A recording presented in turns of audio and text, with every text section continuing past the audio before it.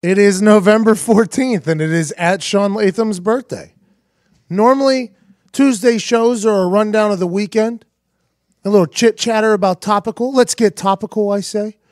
But this Tuesday is going to be a great time. We're going to chat about all things around the world. We're going to celebrate this guy who's half Mexican from Los Angeles' birthday. 39 years he's been living at Sean Latham, $20 chef. And I'll tell you what, after watching TV, there's one commercial, like when Apple came out and it was the Are You Down song. I was like, damn, that's a banger. Good for you, Apple. Acura, they did it. You see this Acura commercial? Yeah. This track is amazing. Amazing. It's like, I ain't never heard or thought of getting an Acura in my whole goddamn life. You know? I ain't getting an Acura. You know? I ain't whipping one. Ever. You weren't about that. I wasn't about Acuras. No. I don't even know where they're from. Are they from America? I don't think They're made by Honda.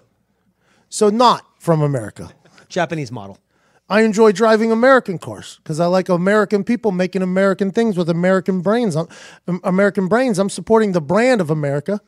But boy, I'll tell you what, I got in a Genesis last weekend, which is made by Kia, and that thing was riding smooth, which is a South Korean company, not far from our boy Jim.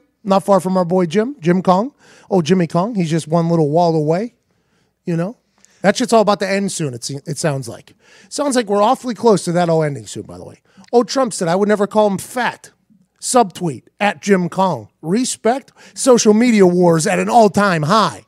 And Jim Kong doesn't even have the internet. He doesn't even know that happened. So, I mean, it's an interesting world. But Acura, that commercial comes on. And I'm like, man, this is a fucking banger. I'm like, what is it?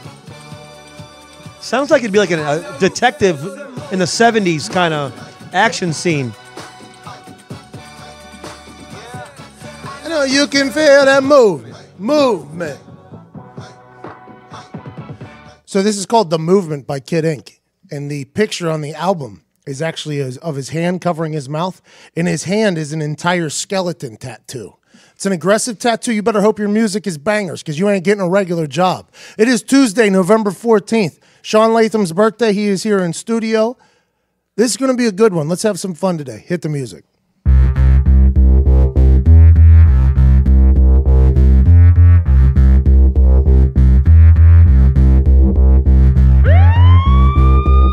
And now, the moment you've all been waiting for.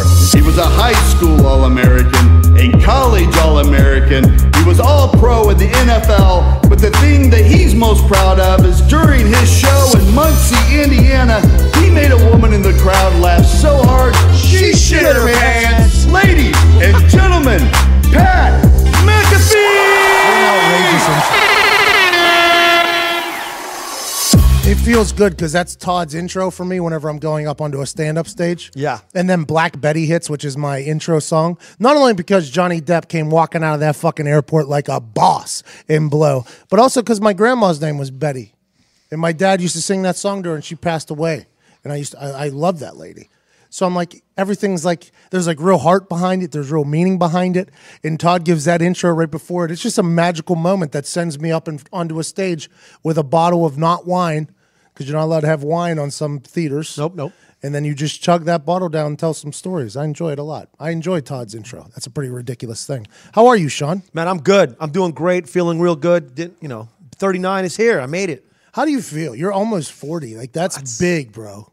Like, 40 is big, you know? That's over the hill, they say.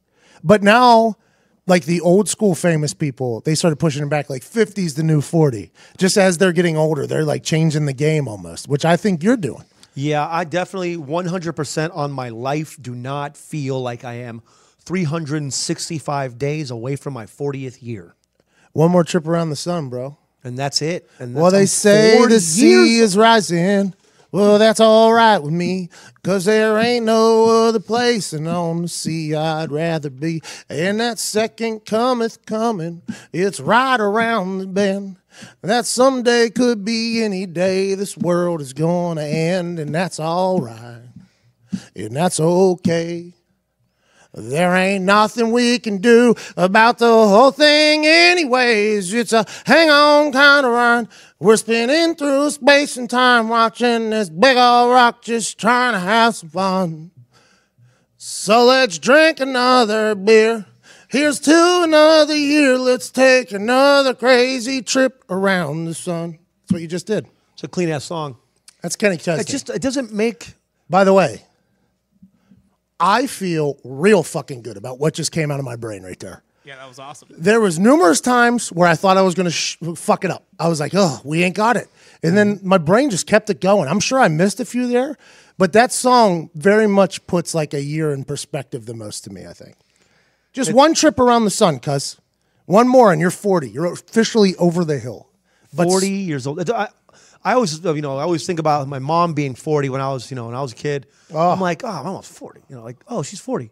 But I'm going to be 40. Yeah. It And your doesn't mom's feel right. thinking that too. Your mom's like, he's going to be 40. Like when I turned 30, my mom had a full moment, I think, with herself. Like she sent me a text that was like very emotional for me to wake up to that was like, that's me, I think. Yikes. That ain't me.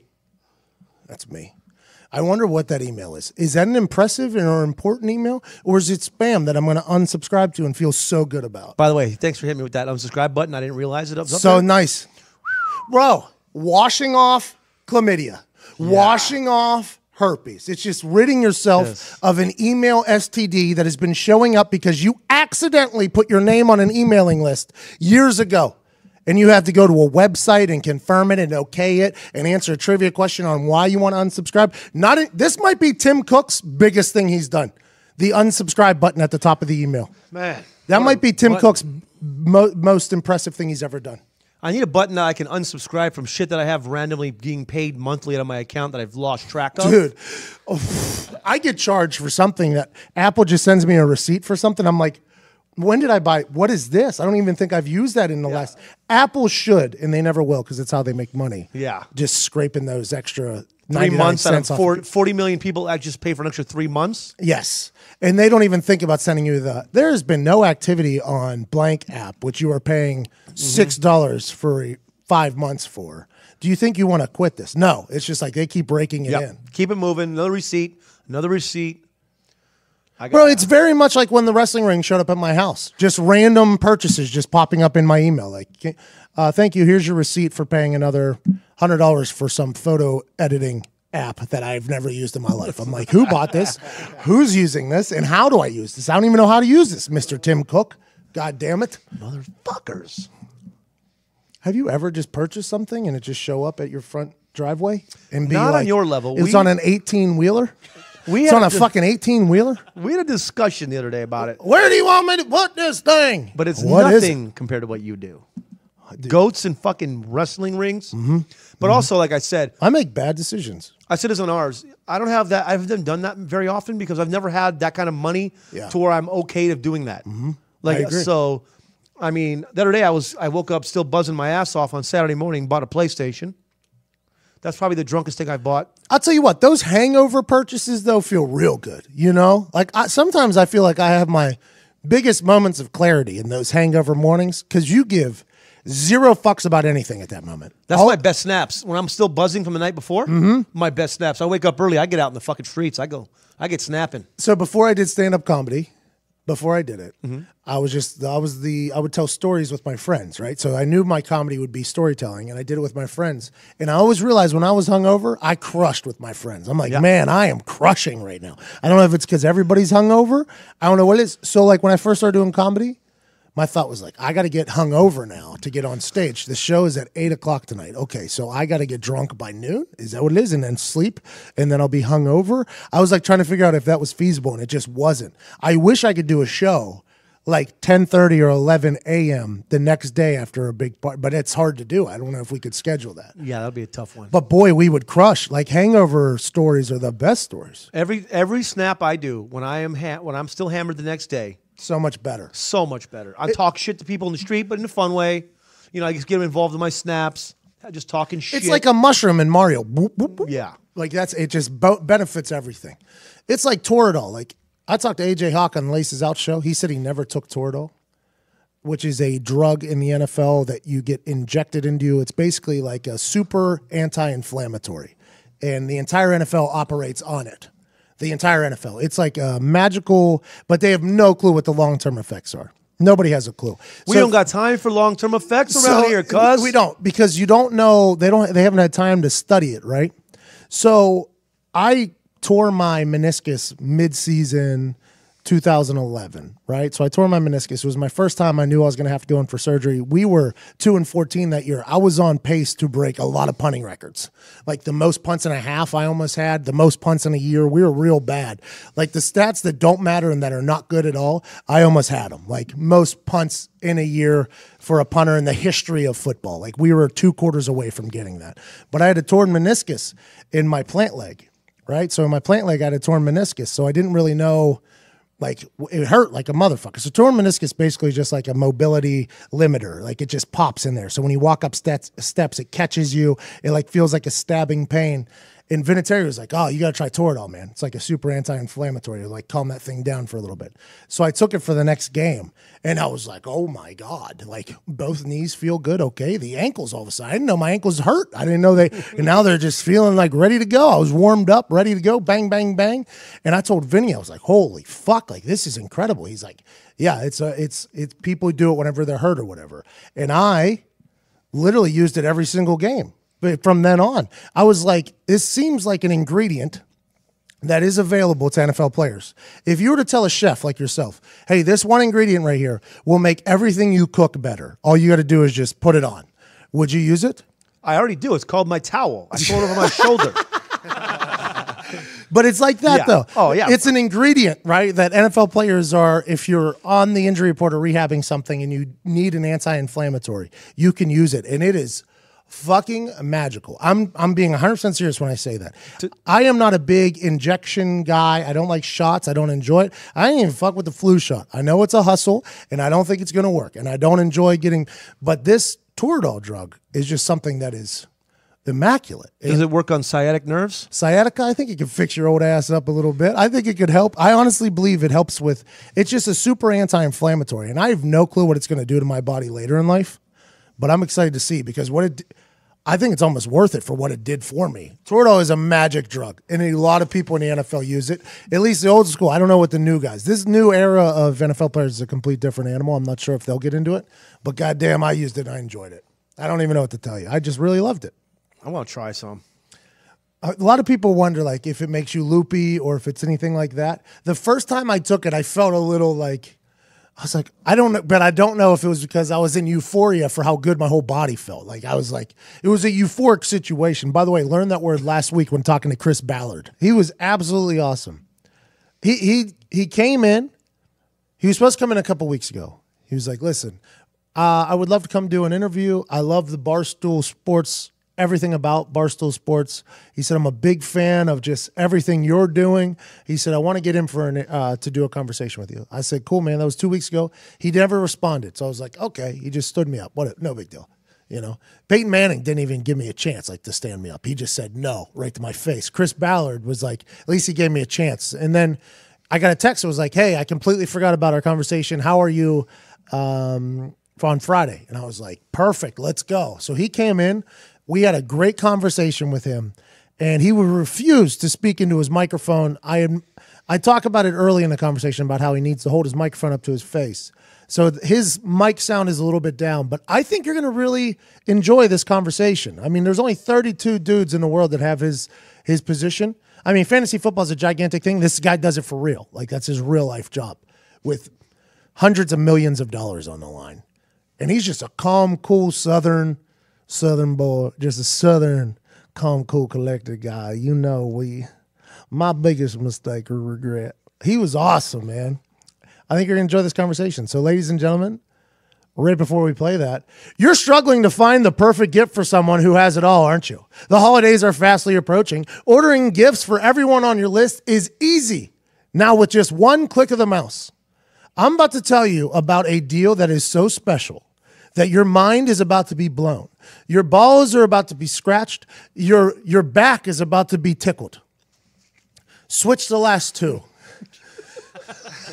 This Omaha Steaks deal is absolutely outrageous. Oh, I'm saying this with 100%. They sent me the ad read last week to read it for the holiday, send somebody meat. I'm like, you got an Omaha Steaks. And then I was reading through the ad. You actually watched my reaction whenever I read through everything that you can get for $49.99 for Omaha Steaks. If you just go into the search code PAT, You just enter Pat in the search bar. You will get all of this for $49.99. Are you ready, Sean? I'm ready. 2 filet mignons, 2 top sirloins, 2 boneless pork chops, 4 boneless chicken breasts, 4 kielbasa, 4 burgers, 4 potatoes au gratin, 4 caramel apple tartlets, 1 Omaha steak seasoning packet, plus get 4 additional kielbasa sausages just for free. $49.99. That's called the family gift pack. Go to omahasteaks.com. Enter my code PAT in the search bar. 75% off that deal. I don't know how that isn't like 7,000% off. 2 fillets, 2 top sirloins, 2 boneless pork chops, 4 boneless chicken breasts, 4 kielbasa sausages, plus 4 more kielbasa sausages. That's 8 sausages. 4 burgers, 4 potatoes au gratin, 4 caramel apple tartlets, 1 Omaha steak seasoning packet, all for $49.99 when you go to omahasteaks.com and enter Pat in the search bar. Are you kidding me? That's a ton of meat. So much meat to the face for $49.99. That's outrageous. I mean, that should be just for the 2 fillets and the 2 sirloins. Maybe and you that is 1/8 of the things that you get for that. Not include the 8 kielbasa. 8 of them. Now the au gratin. Au gratin. What is that? I have no clue what the fuck that is, but I can't wait to get it because I ordered it. And alongside that 4 potatoes au gratin is 2 fillets, 2 top sirloins, 2 boneless pork chickens, 4 boneless chicken breasts, 8 sausages, 4 burgers, 4 caramel apple tartlets, and 1 Omaha steak seasoning pack. You've got to be kidding me. This is just too good of a deal for you not to do it. I'm going to do it right now. You mind if I pause? Everybody, we don't pause here. Okay, after the show, I'll do it. I like that move. Good move out of you. I was just excited. That's a lot of chicken and pork and steak. It's got the apple stuff. Yeah, the apple stuff, the apple tartlets. Tartlets. I don't know what it is, but I know that if Jesus. it's apple and it's around Thanksgiving or Christmas, it tastes good. I do know that. I've had those before. They're delicious. Listen to that from the back row, Iowa, at Ty Schmidt, T-I-E. Schmidt saying, I've had the apple tartlets. Delicious. Potato. Au gratin. What is it? How do you pronounce it? Au gratin. Who? Au gratin. Who? Au gratin. Potatoes au gratin. You get so much good stuff. I mean, from being a $20 chef that I am, what a deal. I would load up. I'd double down for $99.99. I don't think that's the exact math. Well, it's close enough. Yeah, I think so. You're right. $99.90. I don't know. But I'm just There going to has say. to be an 8 in there because there's 9s adding up with 9. So there's an 8 somewhere in there. It's It's in there. like the 6 in the pi number. I'm gonna, you know what I'm gonna do? I'm gonna say, ring me up for $100. Keep the 13 cents. Cause I'm gonna freeze some stuff. Your boy, that's a lot of food for $100. That's like 10 $20 chef meals. Yeah. Do the math. what a fucking I'm gonna deal. change the I'm name of so my happy show. they chose to like sponsor on this show because I'm getting everybody meat. Everybody's getting my meat, bro. I'm sending meat all over the fucking family and friends list. Meats. Anyways, I meeted Chris Ballard last week. Here's the conversation. We rolled out the red carpet this morning for a living legend. There's only 32 members that hold the position he holds, and I am very honored to sit next to him. Normally, I've been called into the GM's office no more than 10 times, no less than 8 times. You name it, 9 times. Now the GM's walking into my office. Ladies and gentlemen, Chris Ballard. Thank you. Thanks for having me. So you're the Indianapolis Colts GM. Yes, I am. Your entire life you wanted to be a general manager of an NFL team. Is that right? That's right. Now you are, speak into the microphone, Chris. Jesus. Sorry. You got a big mic. I thought I'd be able to hear. Yeah, I do. You know. Yeah. All right. So you were a hot commodity in the scouting world, in the front office side of the world, and you chose to come to the Indianapolis Colts, basically. And now your first season, a little bit of a rocky start, a lot of drama. How would you describe your life as a GM? Well, they say there's going to be 5 things come across your desk that you didn't expect, and they were wrong. Okay. Because it's about 25 things. First one. What's the first one that like you were like, holy shit, I'm a GM in the NFL now? So I just had my press conference, signed it was after I said yes to take the job. There is complete panic mode because Pat McAfee is going to retire. What was it? That was the same day, wasn't it? And then you go to the I said, give him to me. Just give him to me. Chuck's like, no, you don't want to. No. Jim says, I'm going to talk to him. And I said, and so then I'm waiting. I'm thinking it's going to be, 20 minutes. Next thing I know, 3 hours later. Hour and 40-minute conversation. Me and Jim Irsay talked for an hour and 40 minutes. You're going to be a boss? That's crazy. It was one of my favorite conversations in my life, but that was the same day. That was the first thing, right away, right off the bat. Hey, just a heads up, the punter, you might know him from Twitter or from his arrest record, but yeah, he's retiring. He's decided. That is interesting. I never even thought about it, because the decision to retire came like so many months ahead of you. It just so happened to happen on the same fucking day. Well, it wasn't you that drove me out. As soon as that as soon as your press conference happened, they announced you. As I'm getting the fuck out of here. I'm not working for Chris Ballard. I appreciate it. Just another hole to fill. I'll tell you what, though, I got a chance to sit down with you. What was that? The next week, because I had to sign like an actual paper so that they wouldn't drug test me anymore to get me out of the drug testing program. It was great. It's been that paper that I signed has been the best one yet. But I got a chance to chat with you. And it was in the same office that I've been fined numerous times in. It was the same office that I talked to Bill Polian after a blacked out situation in Broad Ripple. And I had a conversation with you, and you were honestly one of the most on it guys. Like, you were just, everything I asked, you were just ready to roll with. I was like, what are you going to do about your coaching situation? And you said, well, Chuck is still here. We're going to roll with him. We're going to try to teach him. We're going to try to learn him. We're going to try to see if he can fit our system. Is that still this kind of same thing? Yeah. Because every GM has a dream of bringing in their own guys. Well, and look, head coaches are very difficult to find. Chuck's won a lot of games. So we continue to roll. It ain't going the way we want right now, but we got a lot of season left. Jacoby Brissett's a hell of a player. I don't think people realize what he's been able to do, bringing in last minute, changing complete offense, language, new personnel, not having thrown any of these wideouts. Tremendous kid, tremendous leader, everything you want. He seems passionate. Like he rounded up I think it was like his second or third week on the team. He'd only been there for 17 to 20 days. And on the sideline, he had everybody in a circle. I'm like, who the fuck is this guy? He seems like he's got it. No, he's got it. He's just a young player. He's 23 years old, second year in the league. And I just think that the potential he has, he'll continue to grow. And I think you see it week to week. He keeps getting better every week. And that's what you want to see. And even off of the Jacksonville week where he didn't have a good week, he didn't panic. That was fucking ugly, by the way. It was terrible. He came back and he worked. And every week he gets better. Whenever he got signed here, I was reading some of the newspaper articles, and they were like, this Jacoby Brissett signing is for long-term plans, long-term thoughts. Now you're watching him play. I assume that there's a lot of people that are looking for a Jacoby. You're sitting on Andrew Luck, who's on IR, a lot of drama around that whole situation, and Jacoby Brissett. What is are you waiting till the offseason to kind of see what happens, or do you have a long-term plan for what you're going to do, or what? It's good to have an abundance of great quarterbacks, but I feel like you're sitting in that situation now. Well, you can't have enough good quarterbacks. Well, I was there. You lost me. Just 100% passer, 100% passer rating on Thanksgiving. Thank you very much. Gobble gobble. Versus Pittsburgh. 0% completion percentage against the Dallas Cowboys, though. So it's one or the other. But you have two great quarterbacks. Put you in the game.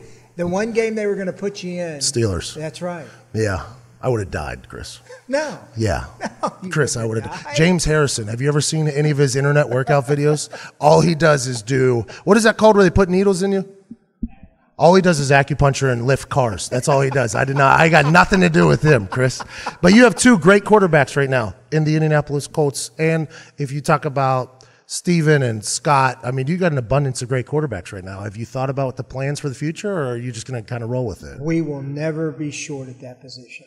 We will continue to evaluate it and keep players on the roster. You can't have what you don't want to do is have a really good team, and then all of a sudden your starter goes down and you don't have anybody to go to that you can continue to win with. Well, that's why we got Luck. Yes, it is. Just for future. One guy's neck got hurt, and then Kerry Collins came in, had a 9-week concussion. Curtis Painter batted a 0%, and Dan Orlovsky came in and won 2 games. So I completely understand about that. Have you enjoyed the bullshit that revolves around being a GM? Because you're like a CEO of a company now, basically, right? I don't mind like I don't like I always just take it day by day, and it is what it is. Like when it's not going good, it is what it is. Stand up, be honest, accept it, freaking own it, and move forward. I don't worry about. I mean, because it's all part of the journey of building something great. I mean, if you don't, what makes it so sweet when you reach the pinnacle is the tough times that you went through to build it. And I don't ever want to lose sight of that. So no, I don't mind the BS that you have to deal with on a daily basis. Do you speak to the team ever?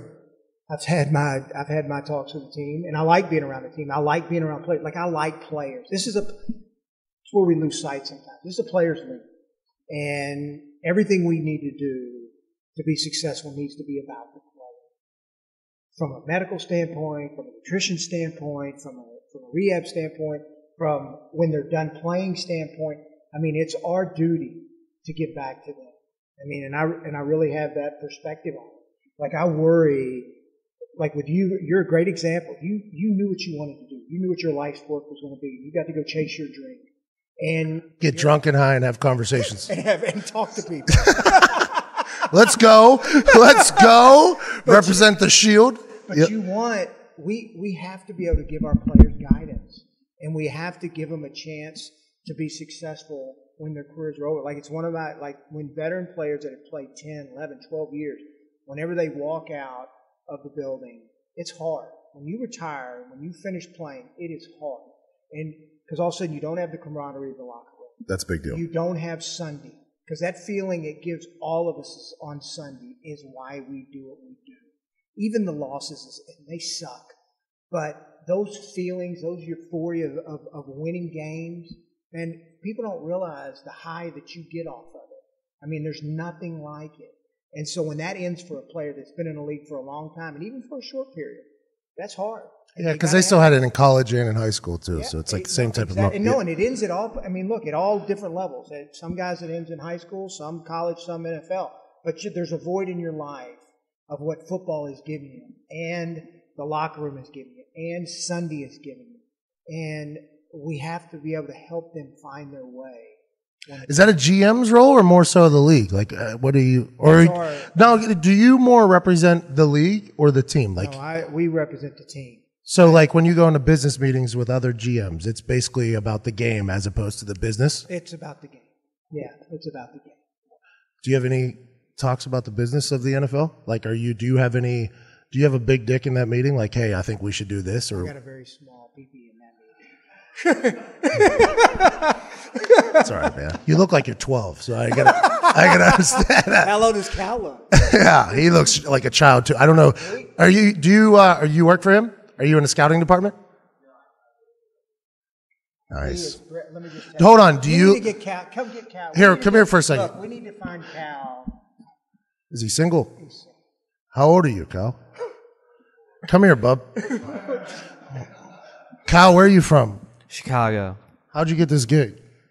I was working for the Colts, and then Chris came on, so I started to work for Chris. Might have been the best. Who'd you work for? Might have been the best scouting job I did. Did you work for Grigson? No, I didn't work for Grigson. By the way, this position for Grigson was ironing his clothes, doing his laundry, washing his car, using his only bag to go to England to carry a Keurig for the GM because he only wanted one certain kind of coffee in England. Anyways, I won't make use. Hey, let me tell you where I found him. So he's working in finance, and we had a golf tournament last year. And we kind of put it together at the last minute, whole organization. Everybody goes and plays golf. Sober. We all went and played golf. and this thing gets organized, put together. It's well run. I mean, who did this? And they said, Cal put this together. I said, Cal, that's working down in finance? I said, yeah. I said, so then when we had a change, I said, man, get him on our side. I want the golf organizer in my office. He has got a bright future. So scouting it, you feel like that is actually scouting though. Like a lot of people don't understand that that type of decision is real scouting. Like you saw him put together something, you saw his actual benefit. You're like, wow, this guy's probably good at a lot of other shit. When you're scouting for the NFL, what are the things you look for? Do you look for, obviously you look for the intangibles, right? Is he fast? Can he play football? But do you have like a personality test you give people to see if they're like competitive, to see if they're good team people, to see if they won't get drunk and arrested in their second year? Do you have shit like that? So I wish, hey, look, we all make mistakes. Amen. And that's why we've got to be able to dig deeper and to see what, how important is the game to them. Guys that the game's important to them, they're going to work at their craft. And they're going to work to get better. That's what you want when they're just playing for money. And look, I don't want everyone to say that that's not important, because it is to the player. They're given a lot, and they got a chance to make a lot of money. This office is nice because of that money. but at the end of the day, guys that love to play, they're going to work to get better, and they're going to be driven to get better, and they're going to be good in the locker room. Look, and I've had talks with our players about this. I've talked with Vinny about this, and I've talked with Jacoby and some of our defensive guys. Until the locker room holds each other accountable, until you get to a point where, look, the coach can only snap the whip so much. Until the locker room, there's pure accountability for performance. You'll never truly be great. You have to hold each other accountable for things that go on the field. And when somebody's not holding their end of the bargain, players need to be able to call players out about it. So we need guys that aren't scared to ruffle some feathers, and aren't scared to challenge their teammates to be better. I feel like I was pretty good at that. That's one thing I think that I was pretty good at. You were definitely a shit starter. Yeah. No doubt. I've walked into a few offices and let some people know what I thought about certain situations. But when I was playing with Peyton, right? So I got a chance to come in at the end of the winningest decade in NFL history, which was awesome to be a part of. I had no clue what the fuck I was doing. I shouldn't have been there. But I got a chance to watch Peyton basically be coach, GM at some points, and then mentor and friend for people in the locker room. And it takes like the guy like that to like get in there and get in your shit, basically. He would stop a practice, restart a practice, do what he had to do. And on the defensive side, Gary Brackett, Robert Mathis, Dwight Freeney would do the same thing, holding people accountable. Bob Sanders was there for a little bit.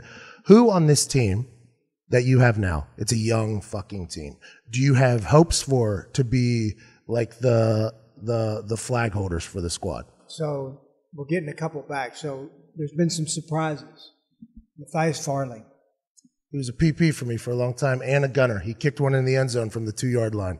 He and I was on a Pro Bowl run too, but I love Matthias. He's one of my favorite humans on that team. It's been fun to watch him grow this year, not only as a player, but as a leader. I think when we get Gathers back, I think Gathers has got some seriousness about him. He wants to win. He's worked really hard to get back. I think Ryan Kelly has a chance to really ascend and take over a unit. And I think it's important because, look, I think at the end of the day, the O-line has to be a key group for you. You have to have some leaders because they dominate the locker room. So what happened in the locker room when 10 sacks were given up, and then T.Y., who's an incredible football player, obviously made it public about how he felt. Did you get involved in that, or was that like a coach-player or player-player thing? I had my discussions with T.Y., but that's a coach-player. Something coach handles. Got you. But that's an interesting situation, and though. T.Y.'s as good a kid. He just wants to have fun and win. Emotions of the moment. He knows better. But it was the emotions of the moment. We all sucked that day. That was not a good day for anybody. All of us sucked. And he was frustrated. And I get it. But there's a time and place where you vent. Where do you watch games from? Up in the press box. There's a little box up there. Next to it. You listen to music? Listen to the game call? I listen to the game call. Who? Bob Lamey or? Listen to Bob. He's the best. Bob Lamey's the best. He's going to make you feel good, too, if you're a Colts fan. No, absolutely. Yeah. Even when I've screwed it up, man, Chris Ballard doing great. Hey. What is one mistake you've made? You think that you look back and you go, fuck, I shouldn't have done that. Well, I like this, by the way, because people ask me the question. It's hard to find one. No, yeah, because when you think you've done it all good, looking back, right now, letting you retire. is the number one. That's the worst. Rigo is good. Mistake I've made. Just for future reference, Rigo, I am a big fan of Rigo. Let me tell you this. He's talented. Tom McMahon, who I think's excellent, our special team coach. I think he's Incredible. He changed my career. and he's changed many a kicker and punter's career. Comes to me, and this is after we had signed Jeff. And Jeff's a good punter too. By the way, when you signed him, I knew it wasn't going to work. He had a great preseason. Yeah, but his kickoffs were so bad. Like I wasn't a one-trick pony here. You gotta find somebody. He did pretty good in Minnesota. I mean, when he went to Detroit on his kickoffs. But saying that, he came. He goes, Chris, I went and worked out this punter. He goes, we need to sign him. He goes, he's unbelievable. So all right, let's roll. All right, we just sign the guy. And next thing I know, he is out there booming kicks and has got a bright future. And I give Tom all the credit. I got a chance to come to one practice before training camp to work with Rigo and holding because Vinatieri sent me a text. Was like, hey, is there any way you can teach this guy how to hold? I think he might get the job, is what Vinny said. This guy has a big leg. And I watched him in practice, and he had this echoing boom off a ball that's what, as a person who likes to look at other kickers, that's what I look for. You can teach technique to a motherfucker. You can't teach a boom, and Rigo's got it. I love Rigo. No, when you can close I always close my eyes. I like to go to practice and just hear the sounds. And when he punch, you can hear the sounds. Yeah. No, it's funny with Vinny because I could just tell during training camp he's got a brand new snapper, a brand new snapper, a rookie, and then we decide to move a linebacker and make him snapper because he wants to do it.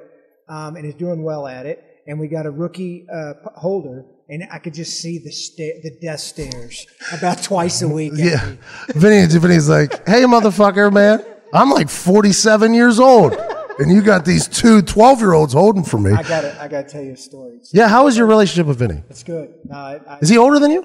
No, he's a little younger. But so, next week I get hired, so he's in and I walk in the training room. And here's this gray-haired man. His off-season working with Aaron, our trainer, and I just walked past him. And I think he looked up at Aaron and goes, he didn't know who it was. And I turned around and said, "Fuck, dude, you're old." I had the same reaction. Because Vinatieri, when you're scouring an NFL locker room, you're talking about some of the most fit, most athletic, 21 to 29-year-old humans on Earth. You're talking about avatars running around.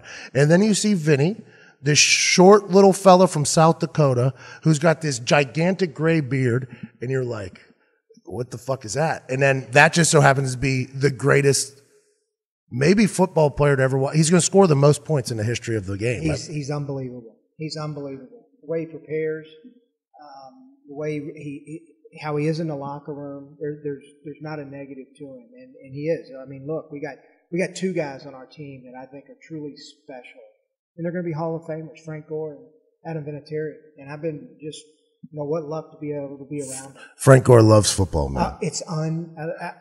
I love football, man. I love football, man. That's all he does. So I take the job. About a weekend, I'm like, well. Keep Frank Gore, 34 years old, at the end of his career. He's getting older. Yeah. So Pete Ward had called and said, "Hey, Chris, he won an award from the league." And so about 10:30 at night, I'm coming back from dinner, Super Bowl weekend, Super Bowl Saturday. I call Frank, thinking I'm just going to leave him a congratulations message. He answers the phone. What time is it? About 10:30 at night, and he's in the middle of a party. And he knew it was because he had got my number from Alex Smith. "Chris, you know what it looks like.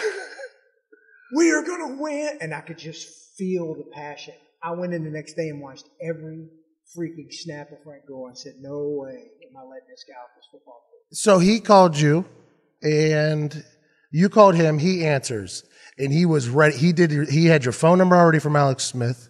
Did he do any other research on you? Did he know you? Other than from Alex. No, we had never. He was waiting for your call.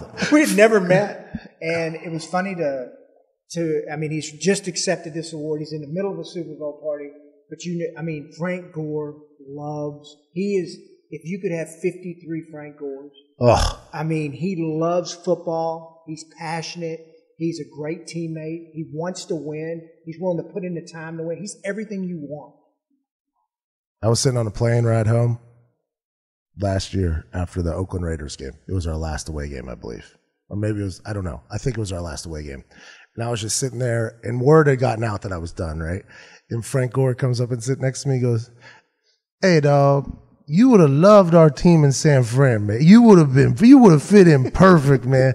We love football, man. I just love football, man." I'm like, "Frank, you seem like such an..." This is my first real conversation with Frank, though. And we talked for like 45 minutes to an hour. And the only thing I got out of him that I heard is this: he's a hardworking guy who fucking loves football. That is all Frank Gore is. He just loves football. And I'm not sure. I think he could probably play for another 10 years if he wants. I have no clue how long he has left.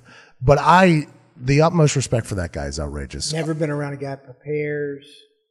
No pads. Wears no fucking pads. He wears that water bottle as shoulder pads, and he just runs through people. I'm like, bro, like a lot of science and medicine is saying that you're fucking yourself up later, but you're killing people. He is a special, and that's why he's going to go to the Hall of Fame. You cut Vontae. What happened?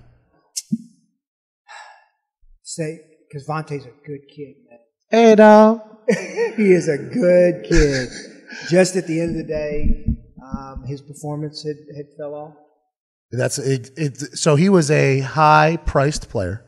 He was a multiple Pro Bowler. And at corner, that's a type of position where if you're not at 100%, you can get smoked out of nowhere. Yeah, like, it can happen. No, it's tough. It's a tough position to play. What is the future of the Colts? You getting younger still? Are you going to bring in vets? What do you think you need? So we got to get to where we get a core group of Colts, guys that are homegrown, guys that we have drafted, that you start seeing their name. Like when you see people wear McAfee. A lot of them. A lot of McAfee jerseys. Harrison, Edgerrin James. You want to see these jerseys being worn around the stadium. And the only way we're going to do that is from drafting homegrown talent. And so we got to get a core group of players, which I think we're on our way, that this town can root for. My man. I appreciate you, buddy. Appreciate you having me. I'll tell you what. I'm coming back. What do you drink? Do you drink? Water. Pussy. Ladies and gentlemen, thank you so much for this, Chris. This is really nice of you, man. And I would have loved playing in your building, but I was already checked out by the time you and I talked. I was ready to go on. That's because you didn't give me 10 minutes.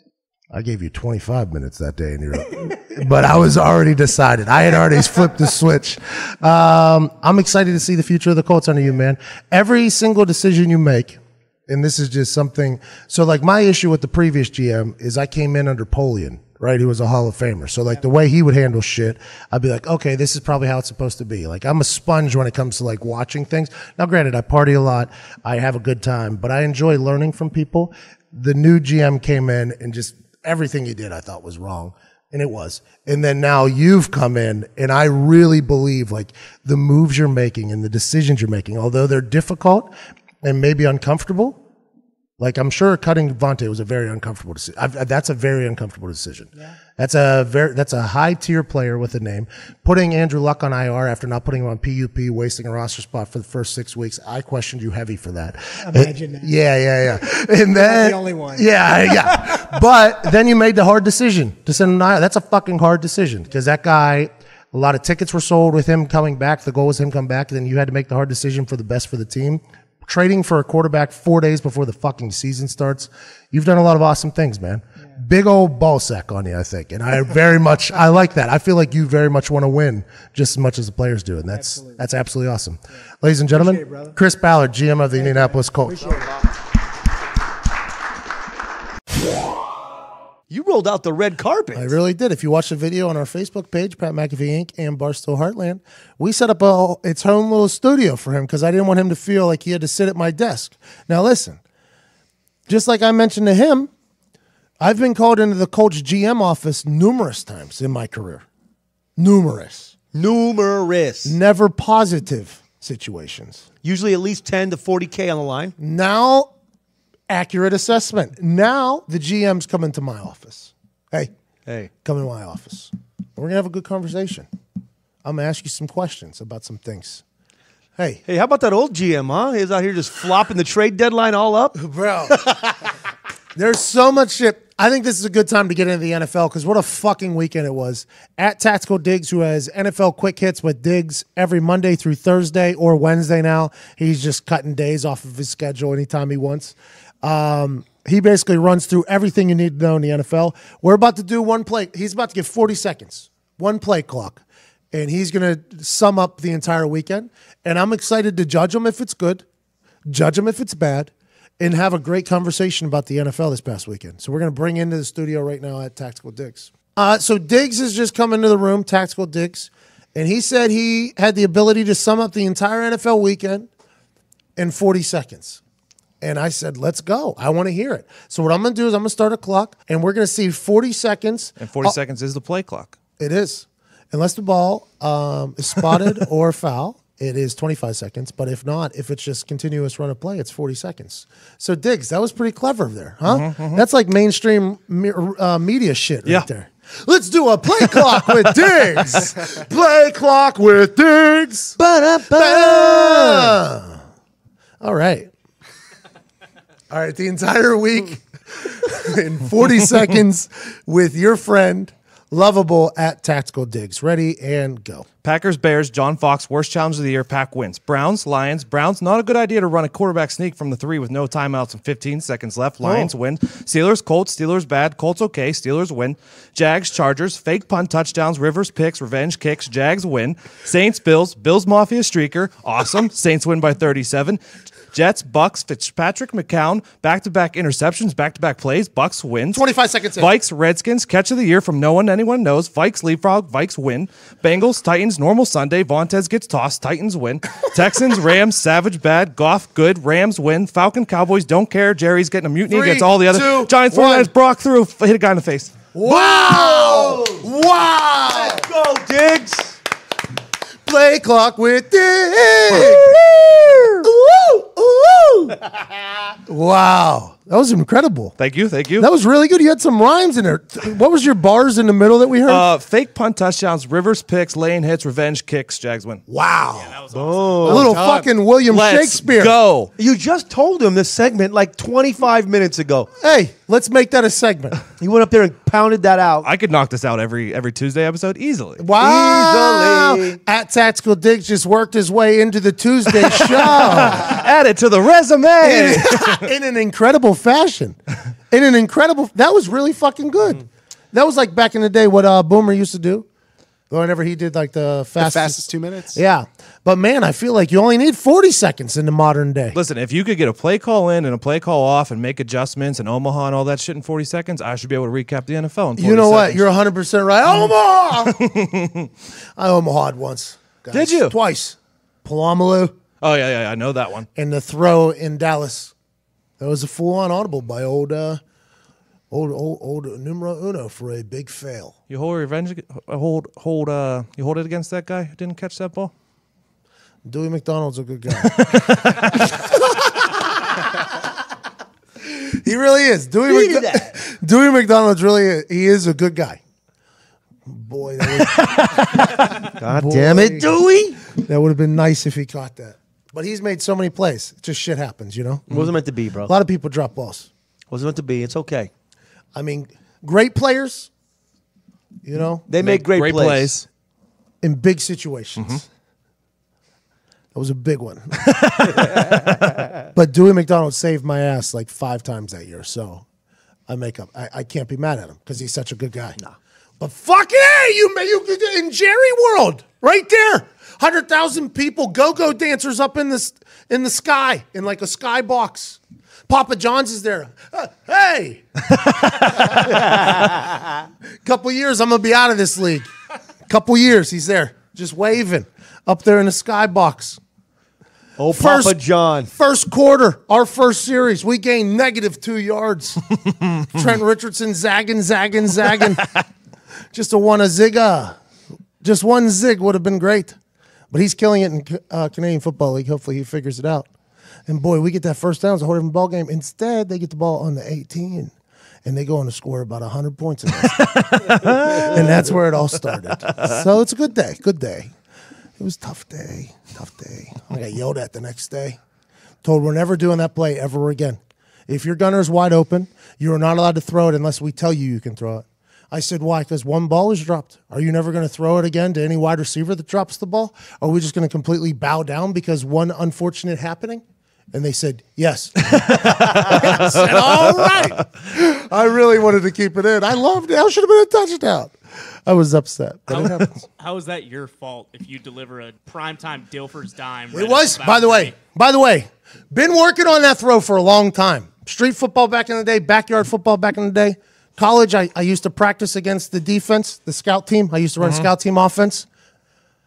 Even in the NFL, You got a cannon, cuz. You got a cannon. But I've been training for that day. Like I would play. I was Drew Brees in the scout team as scout team quarterback. Whenever we played them, and they hung 50 on us. And you said you knew they were. And I said I knew it was going to happen because that week I was balling. I was throwing balls to the tight ends, just like boom, boom, boom, right down. And we just couldn't figure it out that week. And I was like, oh, this is going to be a long night. It's going to be a long Sunday night. Turns out it was. It was a long one. So I've been dreaming of that moment for a long time. Everybody in Pittsburgh plays football. Everybody in Pittsburgh plays football growing up. It's just the way it is. Long time I've been preparing for that one. And it was perfect. In Jerry World. Things like that happen. Things like that happen. Things like that happen. You can't have it all, man. Listen. But you should be going for it. You should be going for it all. Definitely got to go for it. Just for future reference, that is a good call. You can't have it all, but you should be going for it all. You should be going for it all, but just know that you're not going to get it all. But if you get a lot, you win. Louis C.K. got a lot for a long time. He got a lot. He got away with a lot for a lot. He said, I'm going to sit back and listen now, is what he said. He said, I'm going to go ahead and step the fuck away. I'm going to go disappear for a little bit, probably go to an island or something. I'm going to listen for a little while. He said he put on some gloves. He He's put on not some going glasses. to an island. He was hoping the glasses were going to help him. I gave me some black frame glasses. Everybody's going to forget that I trap chicks in corners and jack off against their will. Terrible move, by the way. Dudes like him, gingers don't go to islands to get away. Like He going. can. He's got to go to like Iceland. Yeah. Actually, Iceland is nice. Greenland is no. What is it? Greenland is ice. Iceland is nice. Correct. Mighty Ducks. 2. Iceland is green. Who? Iceland is green. That's what they say. And Greenland is full of ice. Yeah, Mighty Ducks 2. Yeah. So did they say it worse than I said it? Because I Yeah. feel like the way I said it was. Yours was I feel like they should have said it my way. That's Disney that wrote that movie? Yeah. I feel pretty good about that. There's just one little part of a script of theirs that I feel like I got better than them. It's not a big deal. Maybe we should just contact the tourism board of both of those countries and work this out. Yeah. Well, do you know why they did it? They named Iceland because they didn't want people going there to try to fuck it up. So they named it Iceland so people would be like, oh, it's fucking full of ice. We're not going there. That makes so much sense. It's like they were trying to confuse people. Mm-hmm. You know what else I think can the be? Vikings. You know what else can be complicated and confusing? What? Honestly. No, tell us. Like trying to get tickets to a live event that you just want to get to so bad. It bugs me sometimes. It's like, oh my God, that's my favorite comedian, musician, football team, soccer team, any type of live event, and I want to go see them. And you're like, well, how do I know I'm getting the right tickets? I don't know. How do I know I'm not getting screwed over in a ticketing Ponzi scheme, which happens on a very regular basis? You just don't. You're like, how do I know? I have little fears. I have very, very big fears of buying tickets on the internet. And our friends at SeatGeek said, never fear. We're going to help you out. That's what we came for. We're going to make sure you get the best ticket for the price. We're going to make sure that every ticket is legit. We're going to make sure that you get in and have an enjoyable experience that whenever you're getting married, the night before, you're going to be like, hey, you remember when we went to, that thing. That's what SeatGeek does for you. And they're the best. They're the absolute best. I've used them plenty of times for numerous things this year. I used them this weekend for Steelers Colts. There we go. Diggs went to the Steelers Colts game, which ended in a Boswell great fucking pure stroke kick. It was a shitty game, but great tickets. I went to a violin recital, and it was beautiful, and I want to thank SeatGeek for getting me down in there. It was sold out months ago. How old is a violin recital? The event itself. Are they adults? It started in 1978 when I was born, and that's why I went, because it was his 40th birthday as well. So I mean, his 39th birthday. So I went my 39th birthday. Absolutely. And getting the tickets wasn't complicated or confusing at all. It was majestic and magical, actually. And I recommend you do the same damn thing. Download the SeatGeek app and enter promo code PAT today. That's P as in pterodactyl, A as in apple, T as in today. That's promo code PAT for $10 off your first SeatGeek purchase. Download the SeatGeek app. Use promo code PAT. Get money off and get a chance to go to whatever event you want to go to and enjoy the hell out of it. You know what I think someone should do? If you want to make a real play, Go ahead. you get you some Omaha. You get you that Omaha package. Wow. Bro. All right? You invite your lady over. How many pieces of meat was it? Like 700 40 pieces of meat? 47 or some crazy statistic. Okay. You get the 2 ribeyes. I mean, you get the 2 sirloins there. You fry them on. You put them down on a flat grill there. Little 4 minutes on one side, little 4 minutes on the other.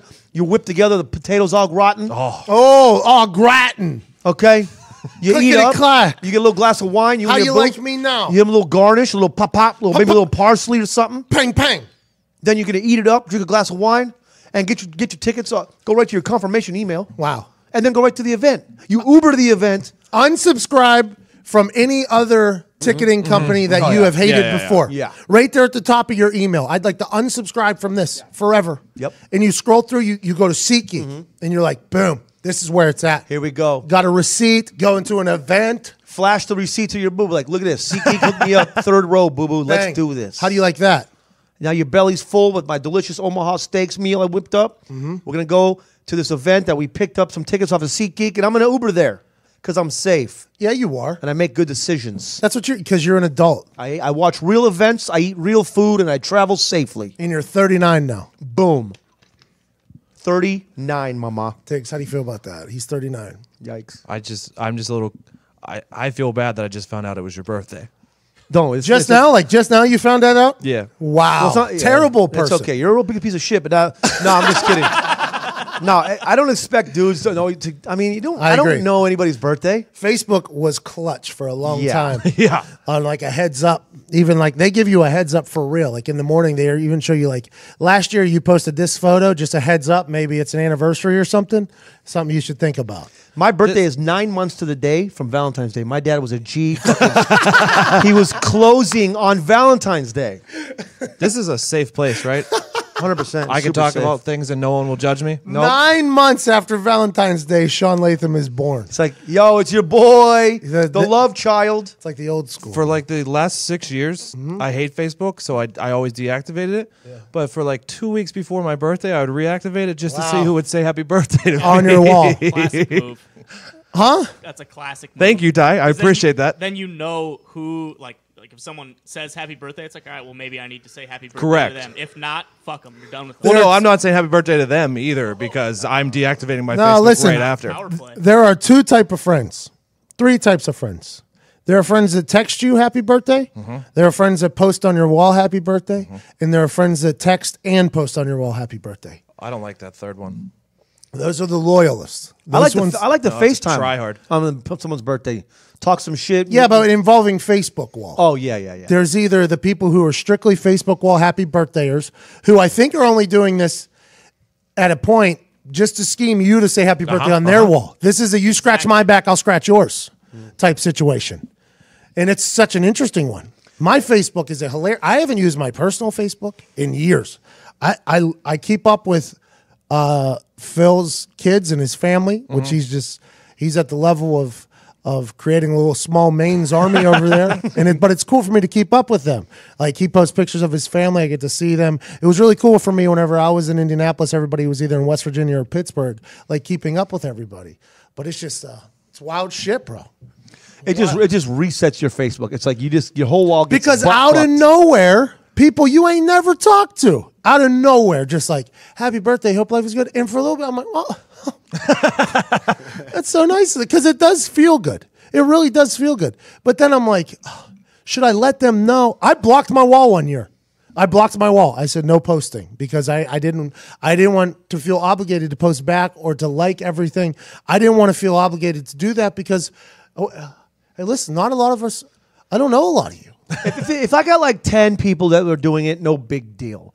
But when you have 5,000, At the beginning of Facebook, though, I think a lot more people were more active. Oh, when it was Activity college was kids so only? much higher. Oh my god! well, yeah, they don't want those notifications and and those shit. walls just became. And it wasn't just everyone just. It was a Twitter feed there fucking- for a it little was- bit. Literally now it's just for complaining, but back then, Facebook was Twitter.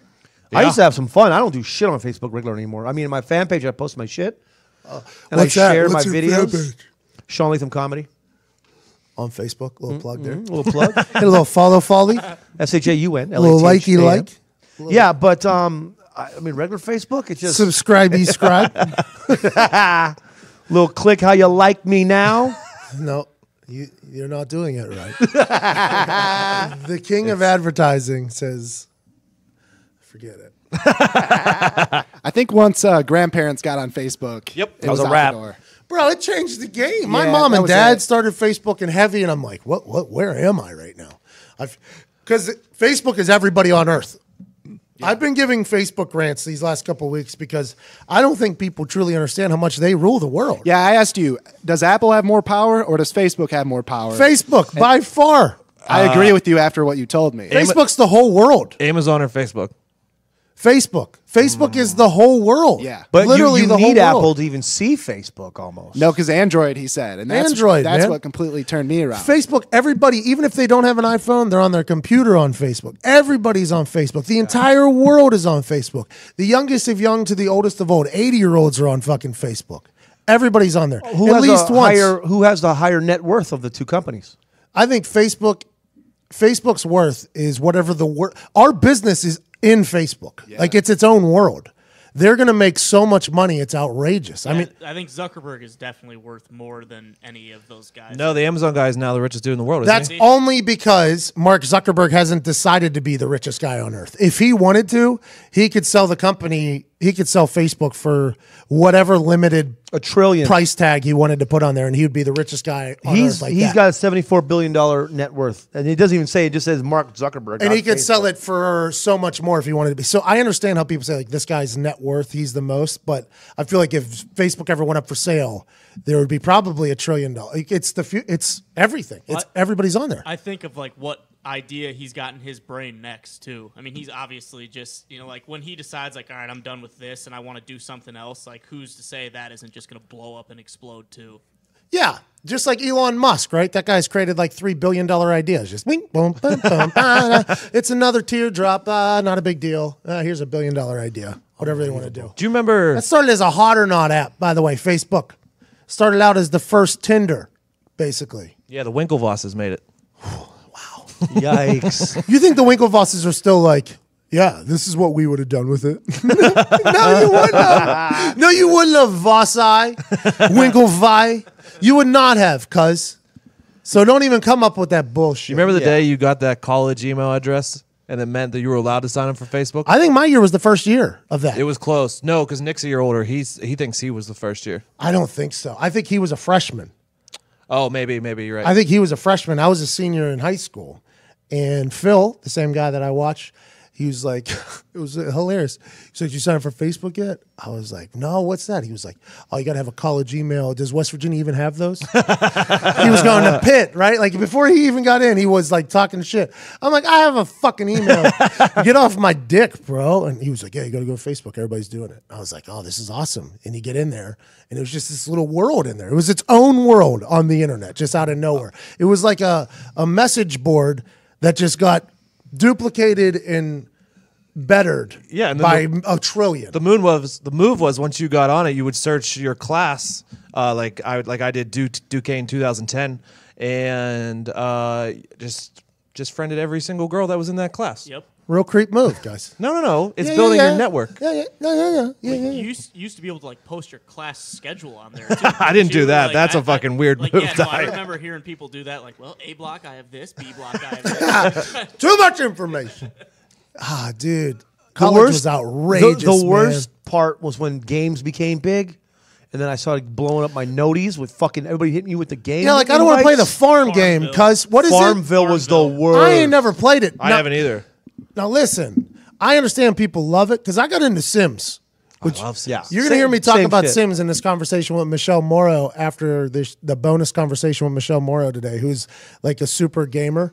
I got into the Sims pretty heavy. Me too. You know, pretty heavy. But this Farmville, I just don't understand what people are doing. And it was it. And people would start asking, like, guys, can someone help me? I need a cow or whatever the fuck. Like, they were reaching Was it just out. Sims with farms? Was that all it was? Yeah, you're just making a farm. You know what I was into? Roller Coaster Typhoon. Yo, that was Tycoon.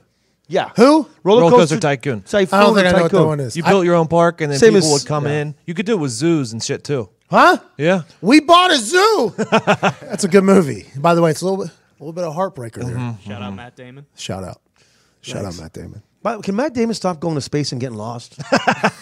Every fucking movie, this guy has to get rescued from space.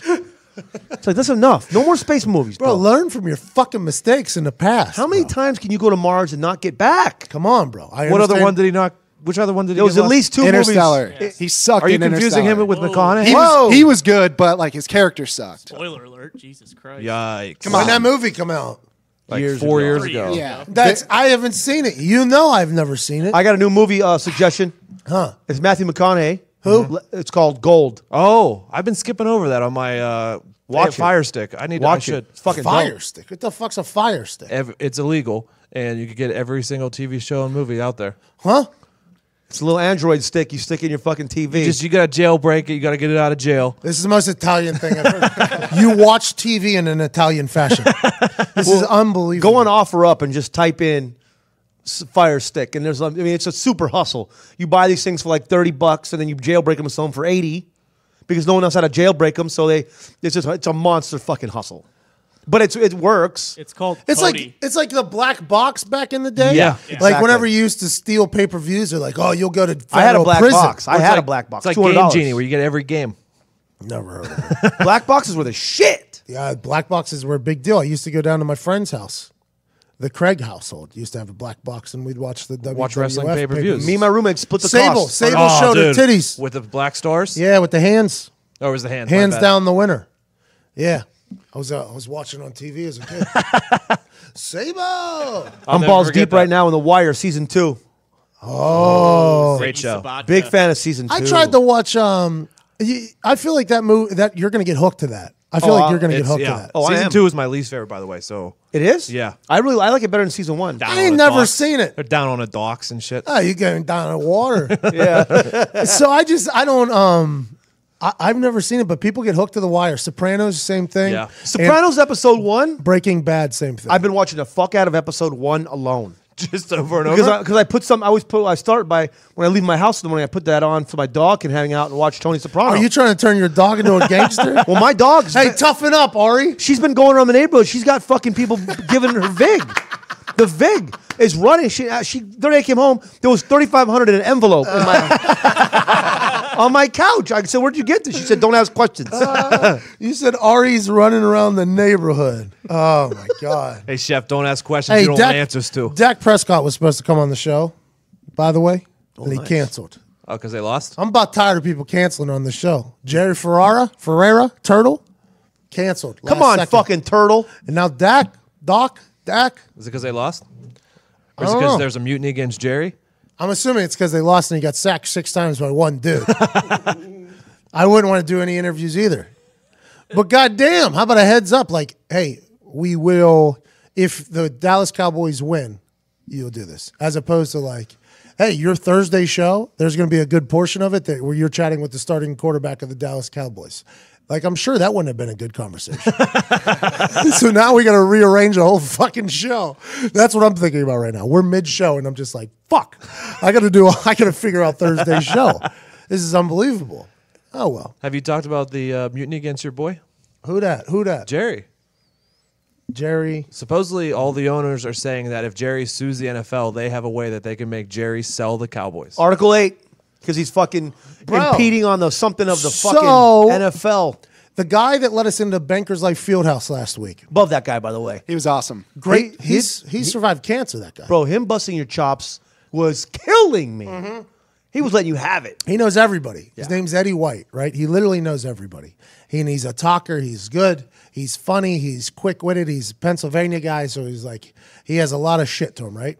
And he used to work back in the day. Like somehow, I'm gonna have to talk to him to get the facts completely straight because all I've heard is like secondhand stories. But he has pictures on his IG with like Troy Aikman, like Dan Marino, The Rock. Like he was a PR guy, I think for the Dolphins maybe. So he got a chance to meet like everybody, right? That was back in the heyday too. Jimmy Johnson was there and shit. And he had a very interesting take on the whole NFL thing. He said that if back in the day when the NFL was starting and building, that if the mindset of the Cowboys was every franchise's mindset, the NFL would have never happened. Because it's almost like the owners had to come to the realization that a team in a small city at the beginning might not sell as well as a team in a bigger city, but we need those cities to have teams. Like we need Kansas City to have a team, St. Louis. Now, granted, they left, but Indianapolis, like these cities, like we need these cities to have these teams. So you kind of have to take care of each other.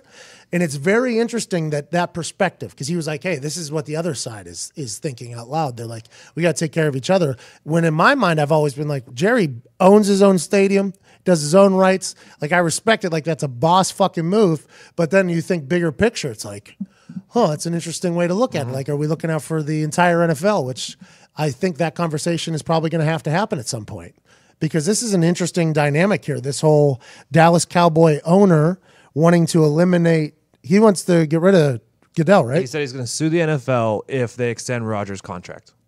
That's an incredibly large WWE style storyline. That's a very big case of, do you know who I am? Oh my God. Never be that guy, by the way. You'll never work in this town again. Never want to be that guy right there, ever. You'll never work in this town again. The other owners are saying, if you do that, we have a way to make you sell the Cowboys. Wow. That purchase number, by the way, from whoever bought it would be Mark Cuban. That number that he would buy that company for, because he's in Dallas, right, with the Mavericks. But I think him and Jerry are boys. And I don't know if the NFL has let Mark Cuban in the past. I think Mark Cuban maybe has tried and they didn't let him. Baseball hasn't, because he tried buying the Pirates. Well, I would fucking love him in the NFL, by the way. An owner that was like him would be incredible in the NFL. Be great for the NFL. By the way, I want a ref. I want to be the head ref of a 4th preseason game next year. And I just want to see how it goes. Get the ball rolling on that, whoever you are out listen, there. Whoever needs to make calls to whoever and text to whoever to make this happen, let's please do that. There's a lot of people who listen to this show that are in some pretty hilarious, like, White House areas of the totem pole in the NFL. And I think we could potentially make this happen. Now, listen, hear me out. Those 4th preseason games are big for a lot of players to make the roster potentially. But God damn it, it is terribly unentertaining a lot of the time. Unless one guy starts popping off and just starts making plays, it's a pretty terrible game. So listen here. We go live. You let me be the head ref. I get a solo shot on whatever local network I'm on for 30 to 45 seconds every single time a flag is thrown. We will have a good time, man. That crowd will be rocking. I will have that stadium ready to run through a wall by the end of that game. It'll be a great time. What's the deal with these first down chains? It'd be knowing you would be a 6-hour show. Oh, Every my God. flag, you'd put on Listen, a 2-minute explanation. We all saw him hold him. I don't even know what I'm talking about. I don't even know why I have to say this. It is holding on the guy that everybody saw hold. It'll be a 1st down and 20. Probably not going to pick this one up. You know what you did. Analysis and while blow the referee. whistle, and blow the whistle and wind the clock. Get to it. Let's go. Roughing the passer, 98. No reason for him to do what he did. That's a 15-yard automatic 1st down. By the way, that's the first time this guy's done this today. He's done it 3 other times. This guy is becoming a bad football player. Like, imagine that type of stuff. That would be incredible. I like it. This D-end, who just touchdown. Yep, that's a touchdown for number 80, who probably just got himself a job. That's pretty cool. This guy's probably going to be able to play football for longer than just having to retire for not making the team. Good for him. I didn't hold. You know what you did. Listen, you did hold, and I am not listening to a thing you're saying. It's 5 yards. Go back to the huddle. And boy, I'd be asking the coaches to challenge it, because I'm coming out of that fucking challenge with some confidence. Like I said, the first motherfucking time, that is a 1st down. Oh, yeah, baby. It's true. I'd drop a Kurt Angle line in there. It'd be a fool. It'd be entertaining. Sounds awesome. NFL needs that right now. That'd be good. That'd be a Needs good it. time. Ratings are down. I would for sure swear, though. For sure. At some point, there is a fudge, and it's not going to be fudge though. It's going to be the other F word, the F dash dash dash. Christmas Story is about to be on TV, by the way. Great quote there. But I would say that at some point. That'd be their only fear, I think. The NFL sent me something in the mail. What they send? I don't know. FedEx wouldn't deliver it at my house, so they sent it back. So hopefully they'll resend it. I hope so. They could just put that game on either like Showtime or HBO. Don't they have agreements with both? And then you can say whatever the fuck you want. Or, yeah. Wait, who sent what? Huh? The NFL sent him a package. He wasn't there to accept I was it. there to accept it. They sent it back. So I don't know what the hell it was. Could be literally anything. Could be a ref suit. Could be a a whistle. That's best case scenario. By far the best case. Ref suit and whistle. I ain't never got a letter from the NFL that was like good. I mean, never. Not a once, cuzzo. Not a once. It has to be like a. It's either like a hey, why don't you stop just jacking and pirating our film and putting it on Twitter, and we won't suspend your account.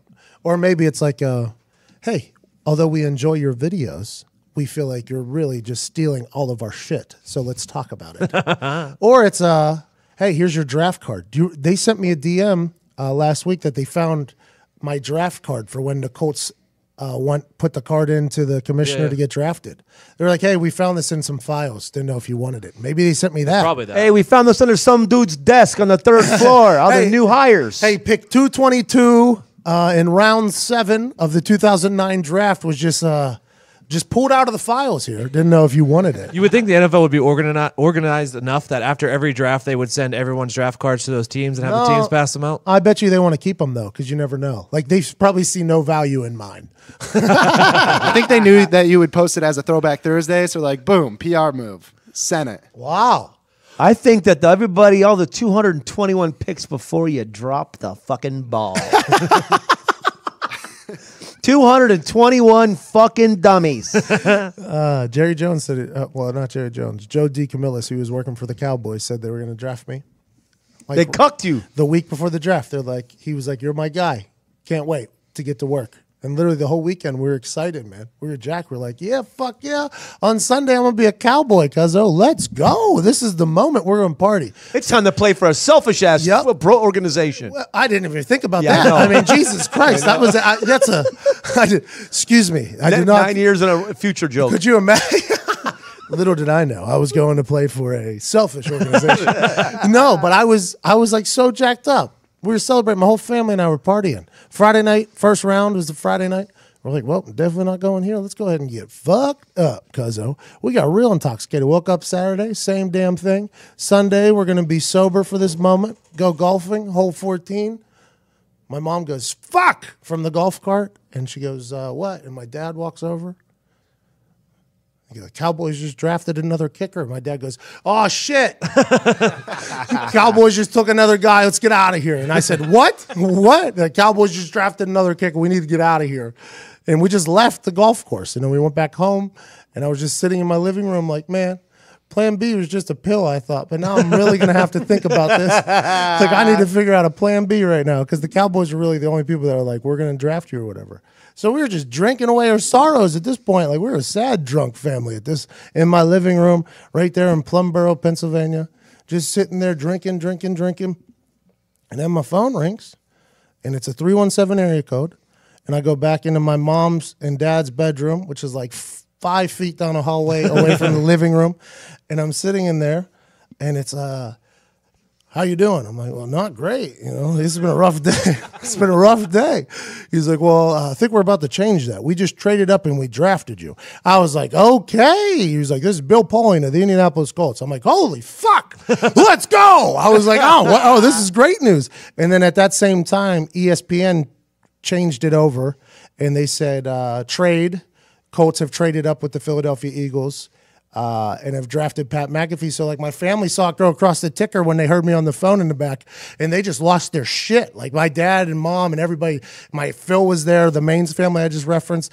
I think Nick might have been there. We were just losing our shit. Like, the whole house went from, like, super depressed to very lit in a matter of a breaking ding, ding, ding.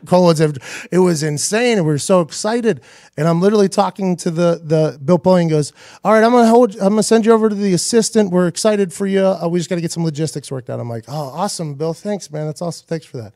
I go to the assistant, and my parents are now celebrating because it went across the thing that I got drafted. They come flying in. Everybody's drunk, hammered drunk, screaming around me like, we fucking did it, like all jacked up. And the assistant lady's like, what number do you want, you know? And I'm like, what do you have? She's like, okay, I'm going to read through a list of open numbers. I'm like, okay. She goes, 1. I go, perfect. Give me that number, right? Because everybody all I wanted to do was party. Like, I was so happy. I was like, this is it. Because it was a roller coaster of emotions there. Oh, Jerry Jones sent me right into the blender of fucking hell. What am I going to do next? And then bang, Bill Polian, knight in shining armor, comes do-si-doing into my life and brings me into the NFL. And everybody just wanted to party. But everybody's like, why the number 1? Is it like, you want to be the best? I'm like, no. My whole house was drunk at the time, and it was mayhem. And I was trying to get the answer out as quick as possible. Thank you. What flight do you want out here on Friday? What are the options? 6:30. Give me that one. I was the first rookie there. I had the first flight at 6:30.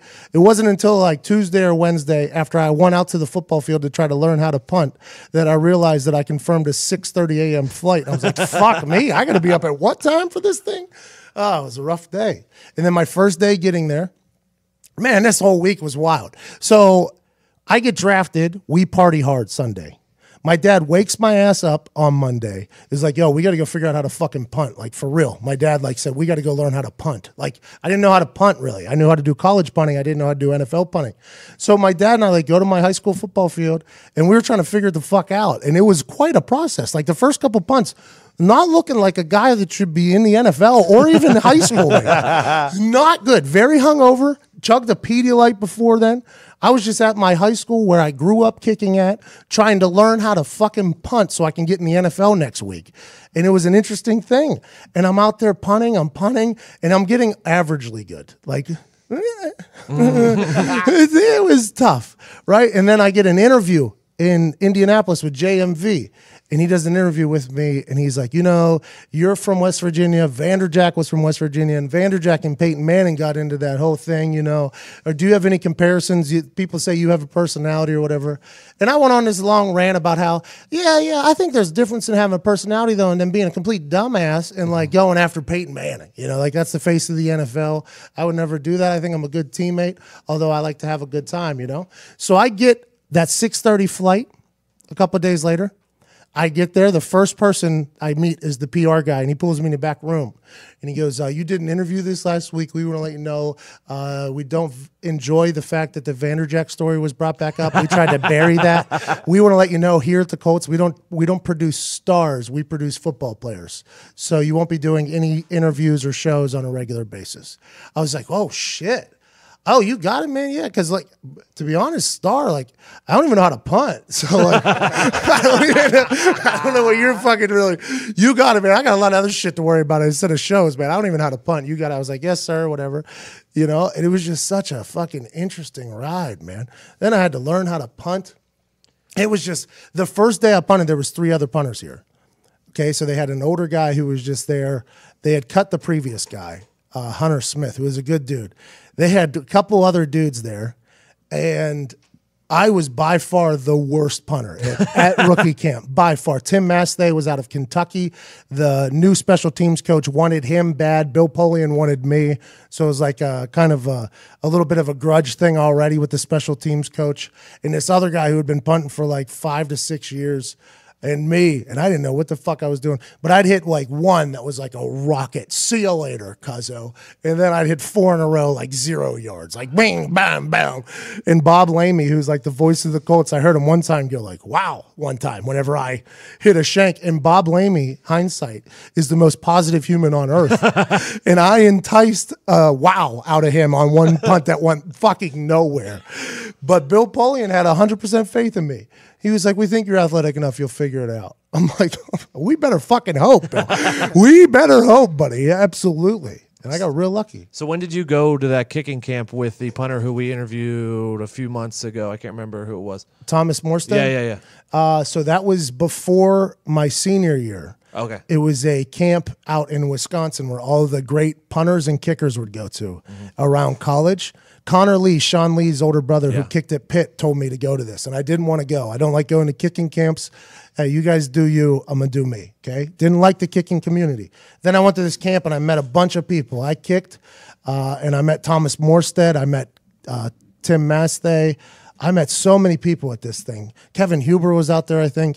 And I was like, oh, these dudes are all like really cool dudes. And I got a chance to watch some guys do some things at that camp that I thought I was the only person that could do. So like I thought was the only person that could launch a 70-yard field goal just out of nowhere. And then boom, I saw like 2 guys there that were just like hitting them. I'm like, oh man, maybe I got a little smaller dick than I thought. It was very interesting. But Thomas Morstead helped me. He kind of taught me how to punt. He was the one who gave me the things to think about. He was like, because his punting style was very different than my punting style in college. He was like a set NFL punter in college, just like Kevin Huber. I was a rollout punter. So like whenever I got drafted to it, I literally had to text him like, hey, man, I forget everything you told me. Hey, man, just give me some thoughts, like just some things to think about here before going in. And then he, in between OTAs and a regular season, he gave me a lot of work. It was really nice of him. Is that common? What's that?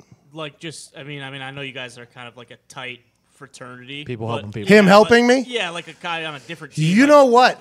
That is a very interesting thing because he texted me. A lot of guys texted me after I retired, and they said, hey, now that we're not in the same league, is there any way I could talk to you about a couple of the things you do? And I was like, yeah, no problem, man. You could have talked to me whenever you wanted.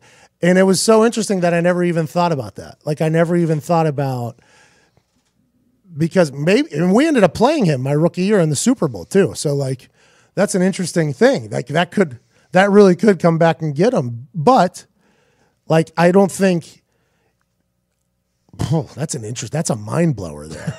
Because I would have given information out to people, I think. Not all of it, but I wouldn't have told everybody everything, like the crucial things. But I think if there was like something to help somebody, I would definitely tell them. Like there was a Vikings punter last year, I think. And after the game, I could tell it was Jeff Locke, actually. It was Jeff Locke. And I said, hey, man, I think I'm going through this. I went through the same type of thing you're going through right now. So it was later in the season, and he was hitting balls, and they weren't turning over. So he had like a 3-game slump, which everybody has. This is not a rarity. But I went through the same exact slump he went through like a couple years beforehand. I went through the same exact thing at the same exact time, about the same exact age as him. And I was like, hey, man, like when I went through that, like if you just hold on to the ball a little bit longer because your leg's tired, so it's not as fast, so your leg's slower. So if you hold on to the ball longer, the ball won't move on you as much. I was like, just think about that because I went through the same thing. And he was like, okay, thanks. And then he just kept it moving, you know.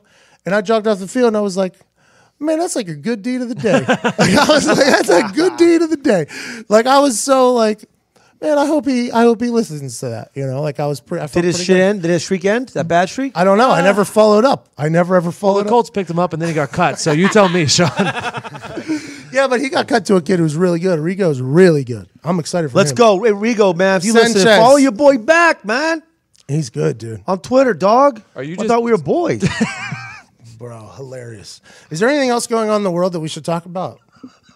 Reddit seems to be the front page of the internet. That's what every Reddit user says. Anytime I say anything about Reddit on Twitter, I get like 45 people that are like diehard Redditors, and they're like, front page of the internet, it's where everything starts. And I'm like, I know, but I feel like I'm not smart enough to keep up with you guys over there. There's so many options. Yeah, in college, once we talked about all these different social medias, and they said Reddit is the most intelligent social media out there. Oh, so this is all fucking pandering? I didn't know that. It's a real thing. No, it's basically Facebook without the vanity.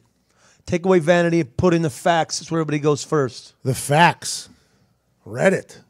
Okay, maybe I should dive into Reddit. You should do an AMA. Who?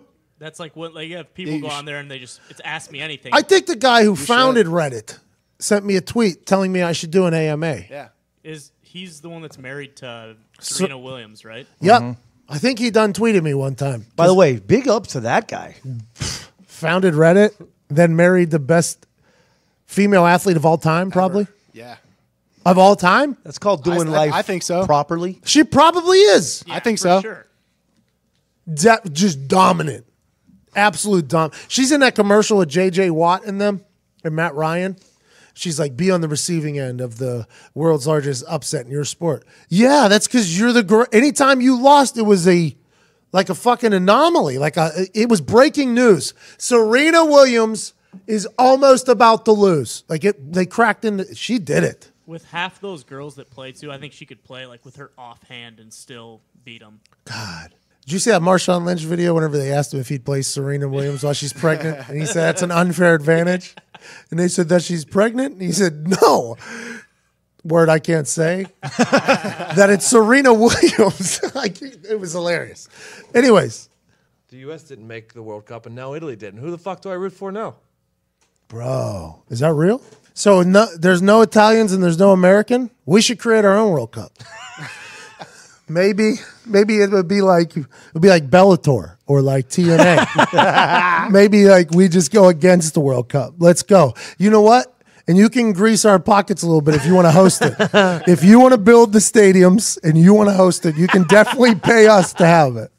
I think we should do that. Not a bad idea. Jesus Christ. Who's going to... I mean, I guess people are going to watch. I was about to say... Who's going to watch? Yeah, that's what I asked. Jesus, the most ignorant comment on... I'm a fucking idiot, bro. Jesus, bro. Step the fuck up, dude. Do you watch the World Cup? Actually, I did last time.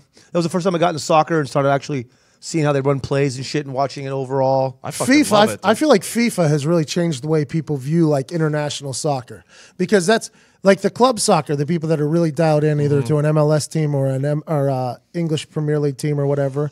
Those people are like the real loyalists. But the people who like FIFA, I think, very much enjoy when the U.S. takes on international teams. That's why it's such a blow to soccer that they didn't get in the World Cup. It's such a gigantic. It's not being talked about enough how big of a fucking shot at soccer in America that was. That's what he said. The Christian Pulisic, who's like supposed to be like our He's the future. Stud, dude. He is outrageously good. He wrote a Players Tribune article today and basically said like, we need to grow, like the youth development in U.S. soccer is absolutely terrible and it needs to change, otherwise we're never going to be relevant. The dude who's the fucking nicest dude that we've had in a long time. Yeah, and I guess And he's only 19. people were taking shots at him because he plays in Germany and stuff. But like that makes them better. Yeah, exactly. Yeah. That's why he's so fucking good. Yeah, right. Yeah. It's interesting. People taking shots, they're reading headlines. know. They don't fucking know. I do want to let you guys know, one person in this room has played soccer at an international level. One guy has scored a goal against the French in the middle of Paris. Go ahead, keep building me up. And almost got threatened by a team from France. Ended up with cleats in his chest. I've got a chance to play a little international soccer. So the French didn't just run away. No, they put their cleat right in my fucking chest. Not a beam, though. It could have been a beam. Could have been a beam. Bro, in the American football, you get beams. In the international football, you get cleats. You know what I mean? What did you do? Did you retaliate? Dude, I had a moment. I had 6. What is soccer? 8? Well, there's no toe. So it's 6. It's a 6'5". I had every single round Adidas Copa Mundial cleat, circle cleat, right in the middle of my chest. This dude literally just came fucking Big Show stomped to the face like I'm running while I'm running across the. I almost lost my. I would have woke up out of that daze, went over there and beat the fuck out of that pussy. Dude, they came out and Jesus, yeah, that very a much French soccer player. Those guys aren't exactly jiu-jitsu champions. I don't know. Did you see Zidane just headbutt? He headbutted people, man. The French are dirty. They were dirty at soccer. I think soccer players are dirty. Yeah, I was an asshole. I was very hateable in soccer. They are. I was very hateable. I mean, I had to shave my legs because people hated me so much they would start pulling my leg hair, like when I was standing next to them. And I was very hateable. Well, I was pretty fucking good though. Yeah. God damn, I had a good time out there. You were the biggest guy on the pitch too. By weren't you? far. Yeah, so no one was fucking Great bullying usage you. of pitch. Oh, look at this guy dropping this. Look at that guy. Where's this guy? Did you Where'd hear go? that? You Yeah, go I to heard it. Sports What, University. you put your kid on to go on the pitch, cuz? Jesus.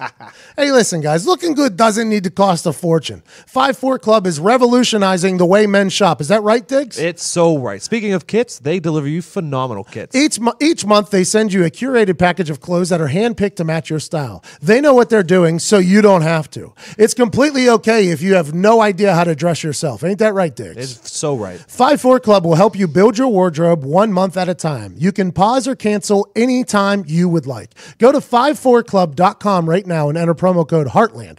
That's HEARTLAND at FIVEFOURCLUB.com right now, and they will give you 50% off your first month's package plus a free pair of sunglasses. That's 50% off your first package and free sunglasses at 54 Club, spelled FIVEFOUR Club.com, promo code Heartland. 54club.com, promo code Heartland. Incredible deal there. You love them. Yeah, I wear it probably 3 or 4 days a week. The other 3, I wear Heartland stuff. It's the easiest. It's so good. You do look good too. Some days you're super high fashion, and it's because that's your style. They tailor to your style. That's how you wanted the dress. Yeah, absolutely. I'm fashion forward. Of course you are. Did you see that scarf last week on Cuzzo here? Oh, scarf with the jacket in What? the office. In the committed. office. Scarf, quilted jacket. Committed to warmth and comfort. Most lovable at Tactical Diggs thing on earth. Unbelievable. And then he continues to take a shot at how we don't know fashion. I loved it. All right. Thank you to at Tactical Diggs for the play clock with at Tactical Diggs. What a rundown. At Sean Latham, happy birthday, buddy. Thanks, buddy. Go ahead. Just wanted to make sure if anybody's free on November 30th, I'll be at Morty's for another episode of Morty's After Dark.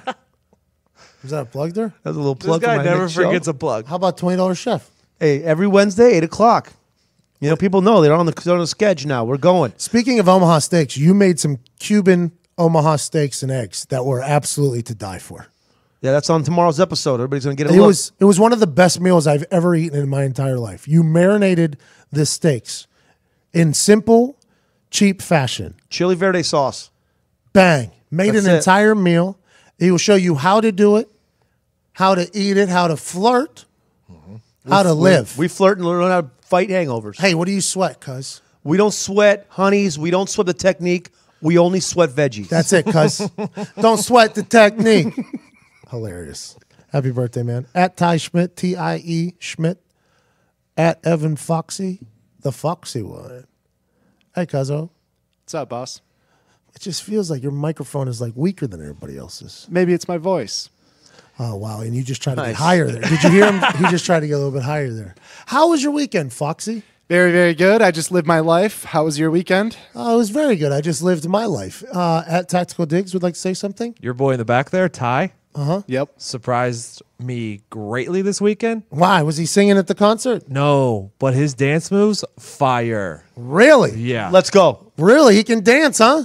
I tell you what, your office can dance. I feel good about us in a dance contest with damn near Ty, Zito busted out a move. JB After Dark kills it. Sean, obviously. Sean actually told me the only reason he goes out is to tear up dance floors. That's it. That's all I go for. I'm not out here trying to meet random chicks. And Nope. You know, we all have a circle of homies and we just work. We just drink some drinks and we dance, cuss. That's it. And that's all I do. I live my life. Likey like.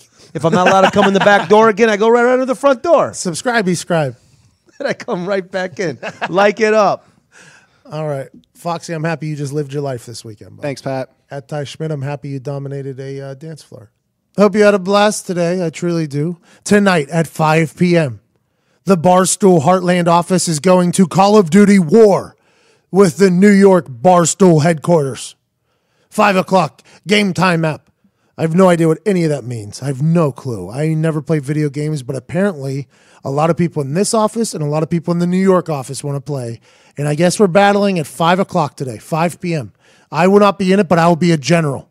I will be leading the men into the battlefield of Call of Duty, and hopefully that'll work out. Speaking of gaming, I got a chance to have a conversation last week with a lady who's basically emerging as the face of the gaming community. She hosts a bunch of shows. She loves video games.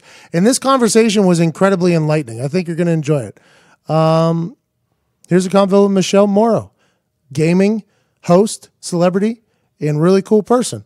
And I can't wait to talk to you on Thursday. Cheers. Joining me now from the West Coast. Where are you, Washington? Los Angeles. You're in Los Angeles. Wow, I forgot about. And the reason why she's in Los Angeles is because she is a legit superstar.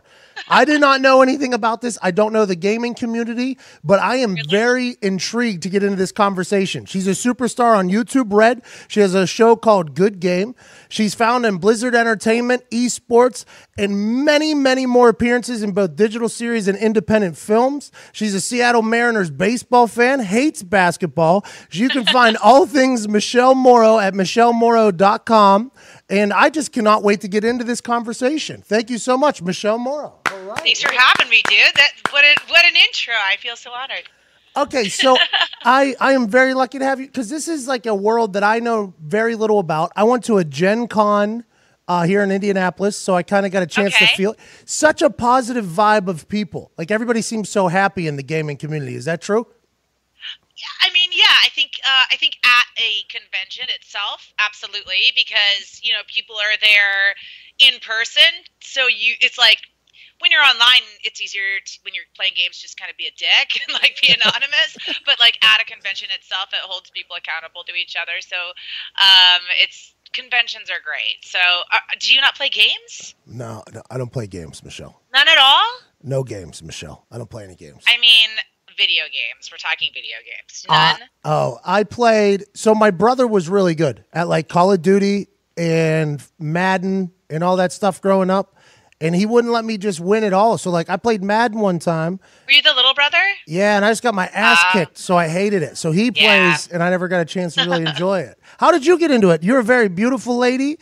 Thank you. You are, like, the face, like a personality of the gaming world. I assume you're an incredible gamer yourself. How did you get into it?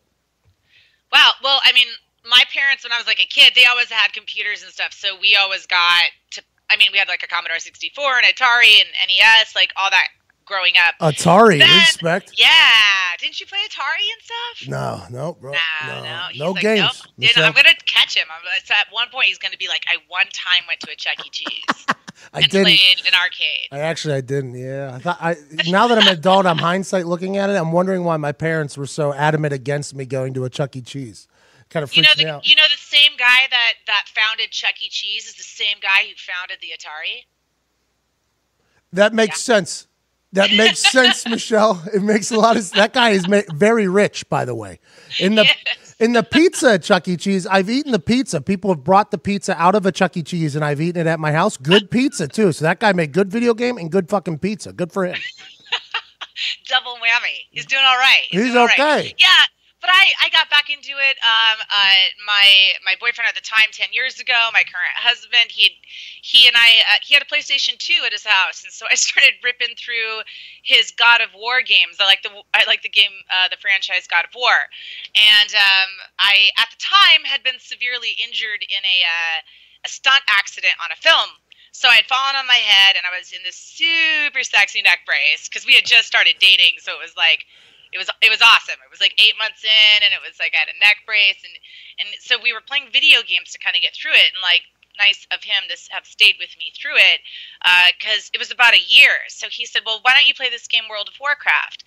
Because it doesn't end. It's just kind of is a game that kind of keeps going.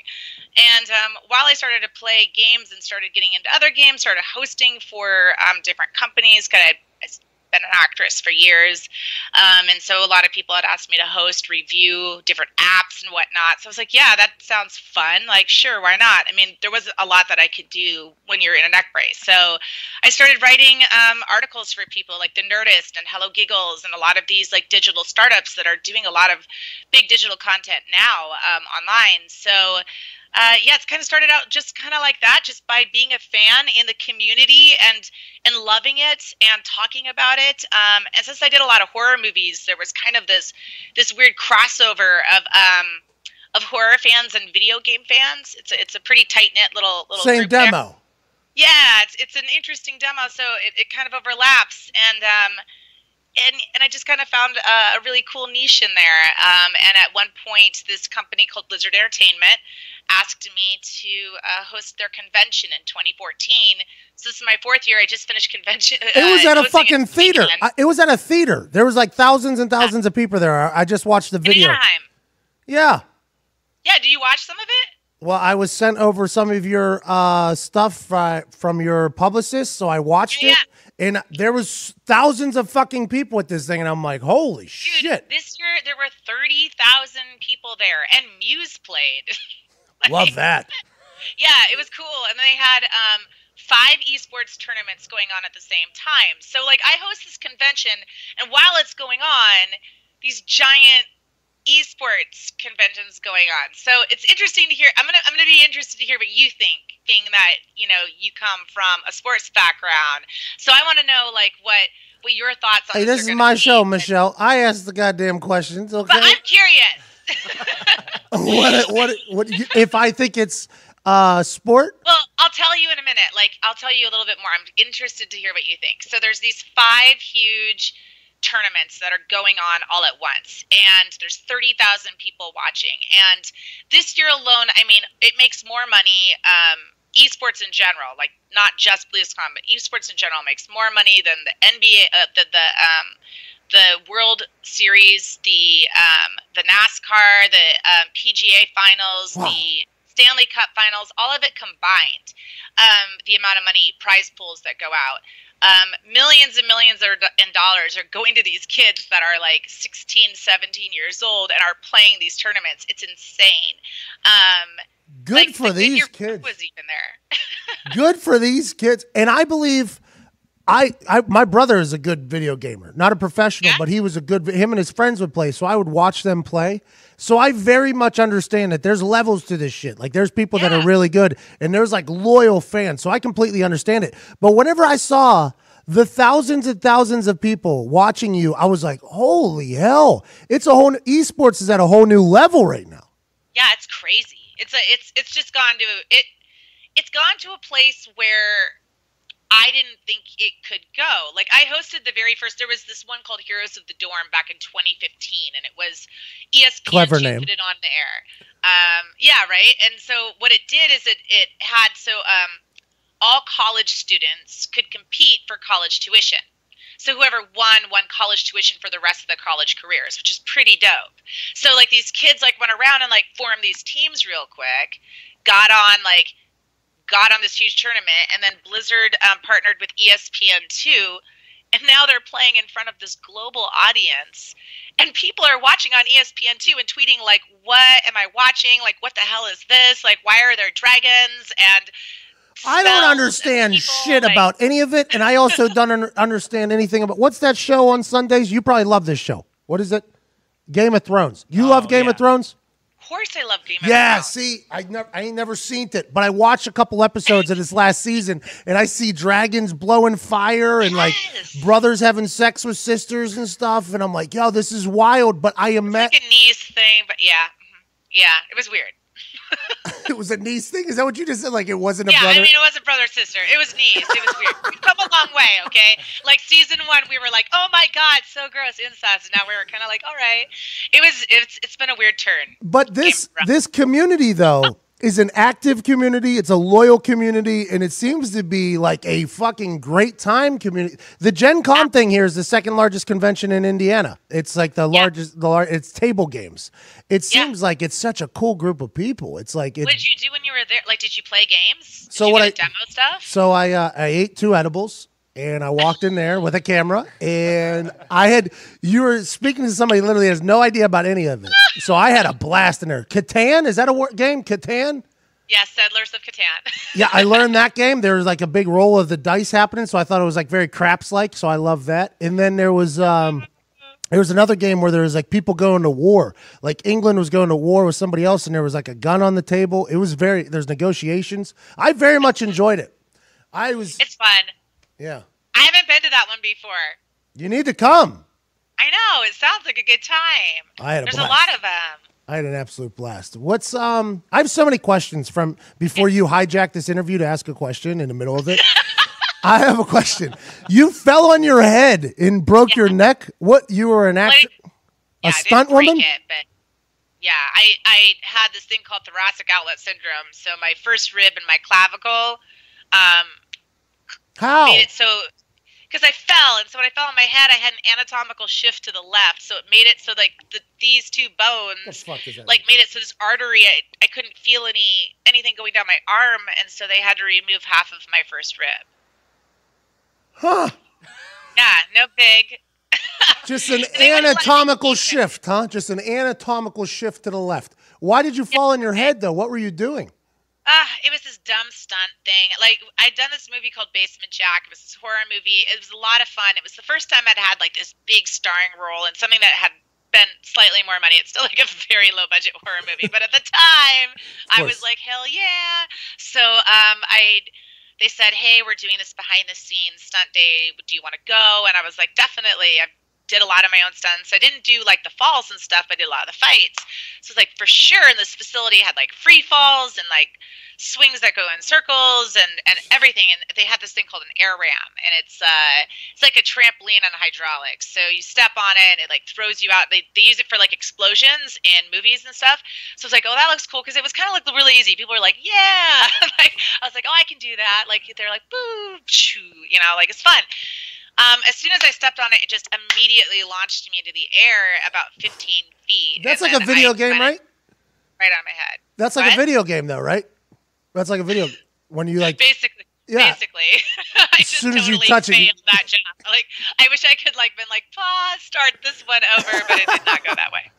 Well, I'm sorry you got that injury. That sounds wild, but it led you into your current career.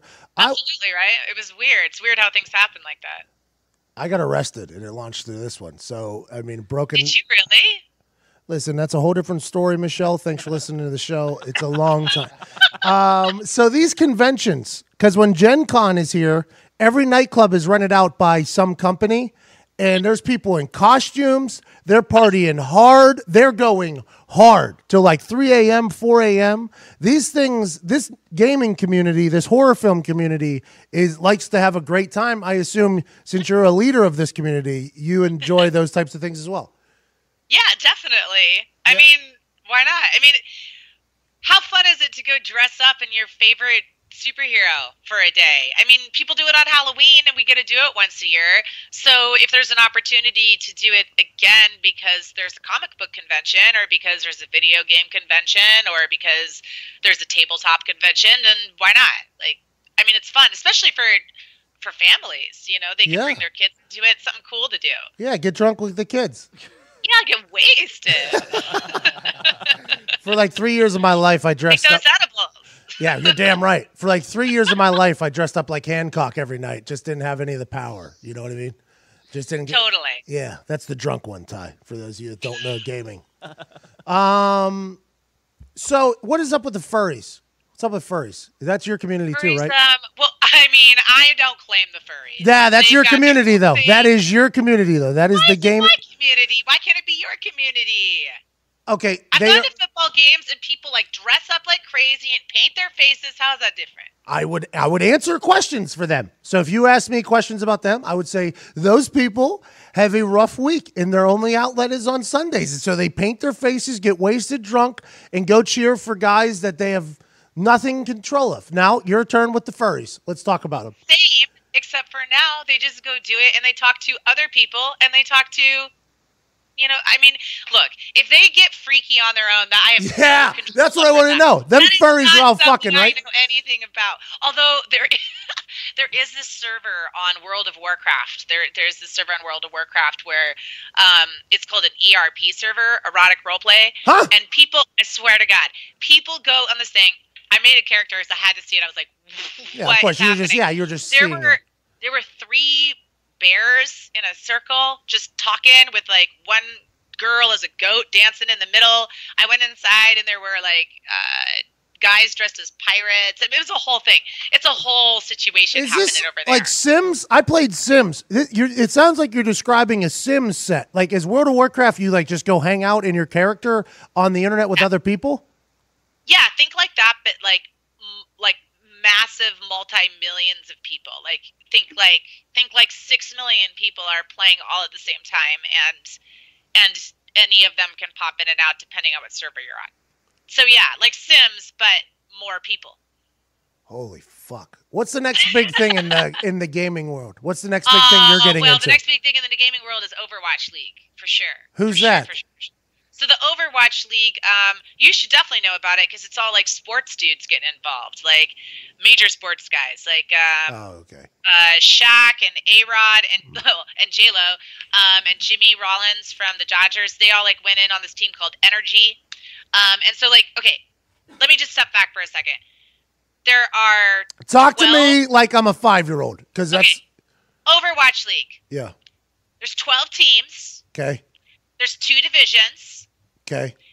And they compete to go into the championships. All right. Okay? In what? In this video game called Overwatch. Oh fuck, this isn't the league, this is the game? It's a game that has a league to it. Jesus Christ. All right. So, people have paid $20 million what? For franchises. So Robert Kraft from the Patriots bought a $20 million team.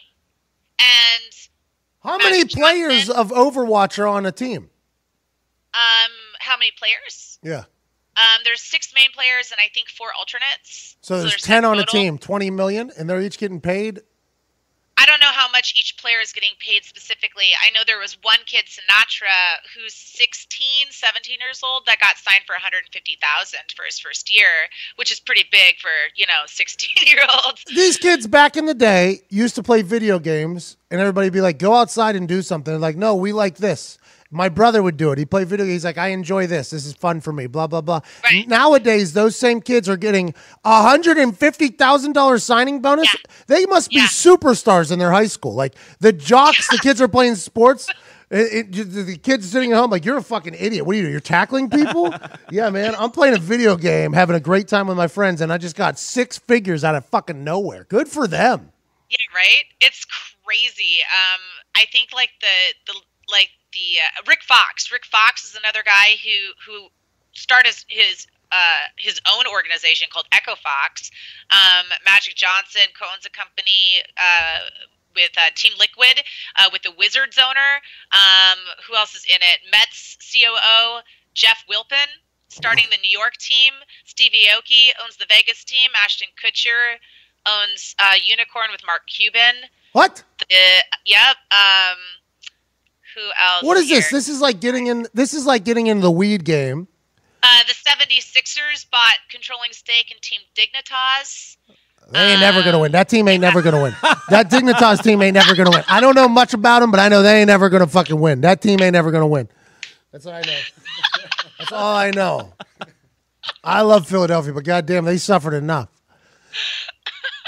So what? So you're a personality for the gaming community. Is that like basically right? Kinda, yeah. Yeah, I guess. Sure. Yeah, I do hosting and boy, you just bounced around to 4 different answers right there. I mean, it was like a not very certain. If I said that wrong, definitely correct me.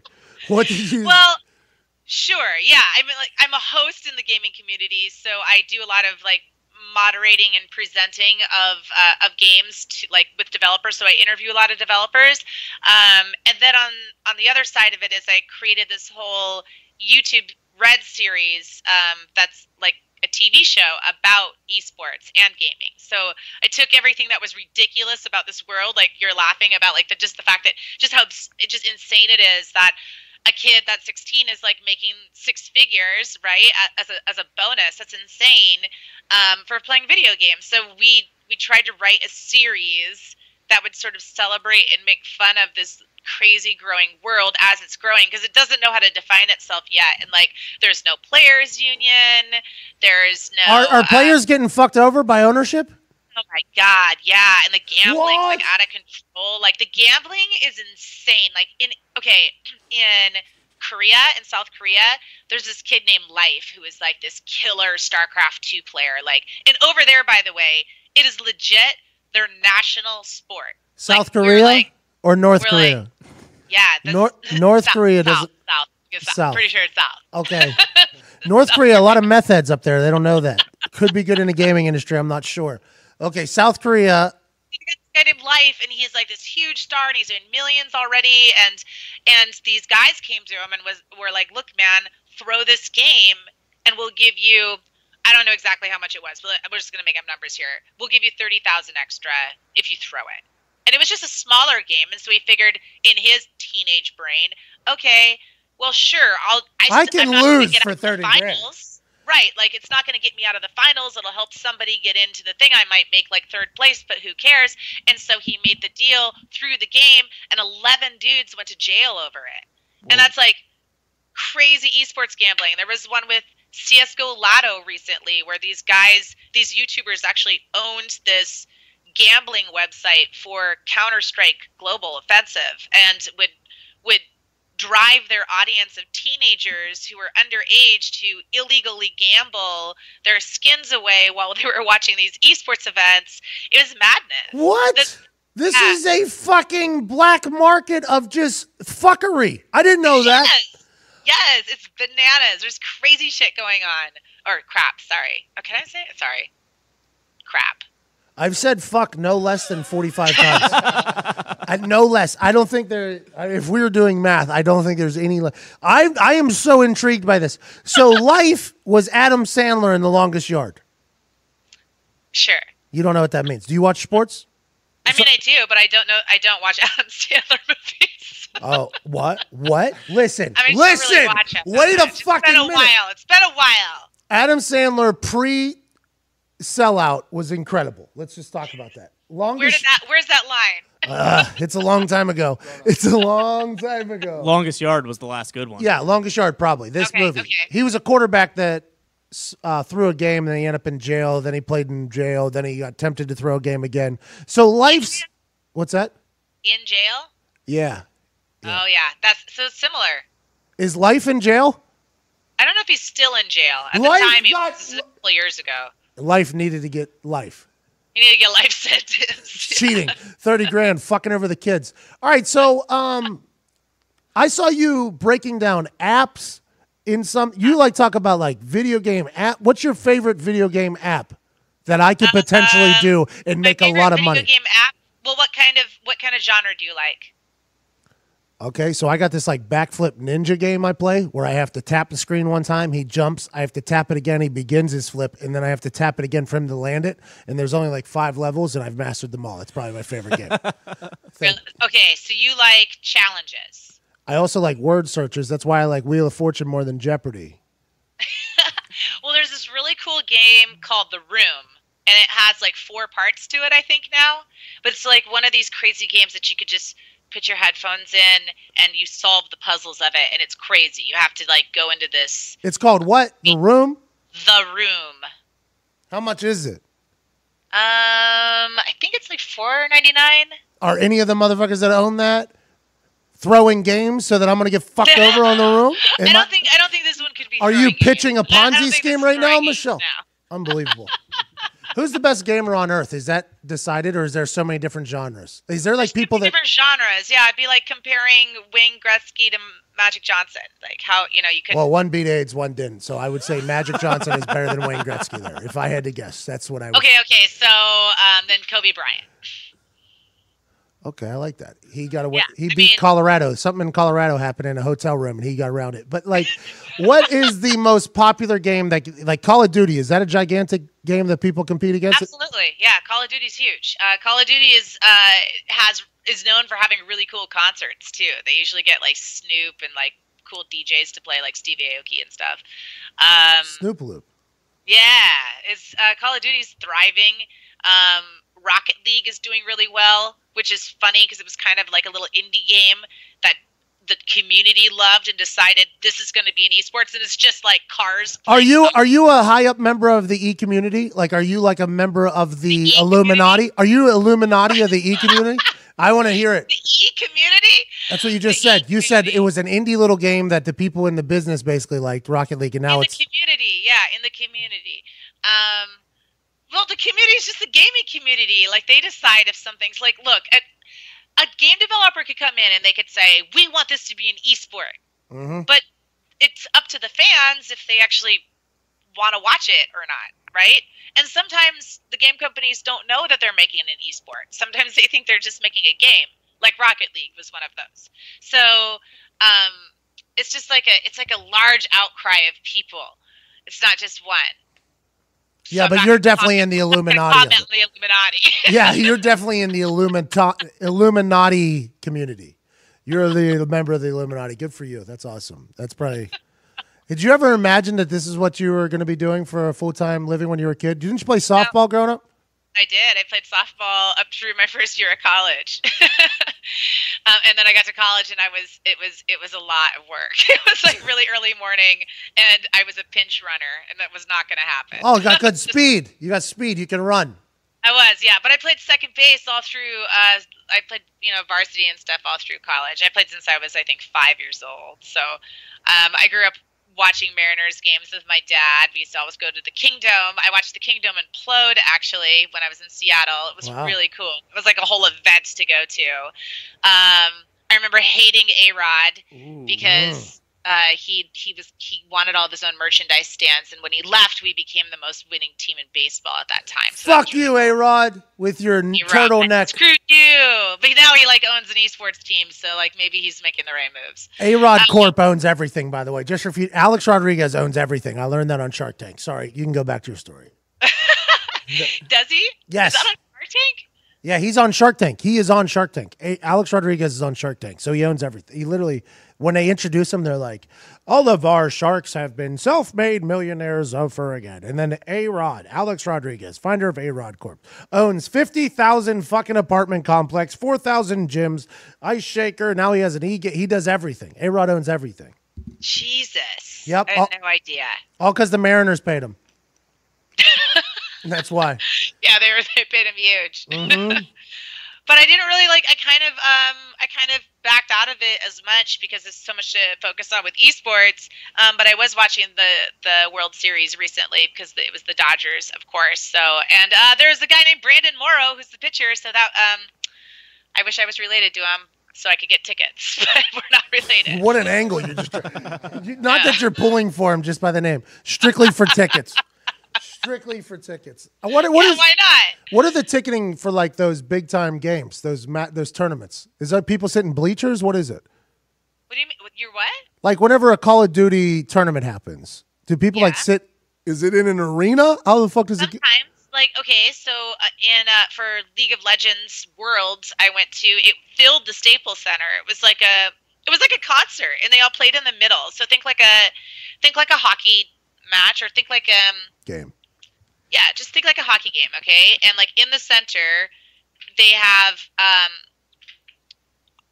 on one side you've got one team, and on one side you've got the other team, and they've got these screens in front of them that are huddled that are like GoPros of their faces, so you can see their faces projected onto the fronts of their desks. And then on the field in the middle of where you would play basketball or hockey or whatever, that they project down a map of the game so that all of the people watching can view the game and see what is happening. Is there drugs? What drugs are at? There's so many drugs. I bet you this is not a very sober atmosphere. I don't think so. Yeah, people are having a good time. What are the I could imagine if I'm watching a video game happen in front of me, I'd probably enjoy it too. The gamers, what do they get drug tested? Yes. There's a lot of that because there was a lot of Adderall going on for a while to keep guys up. So yeah, there's drug testing before every match.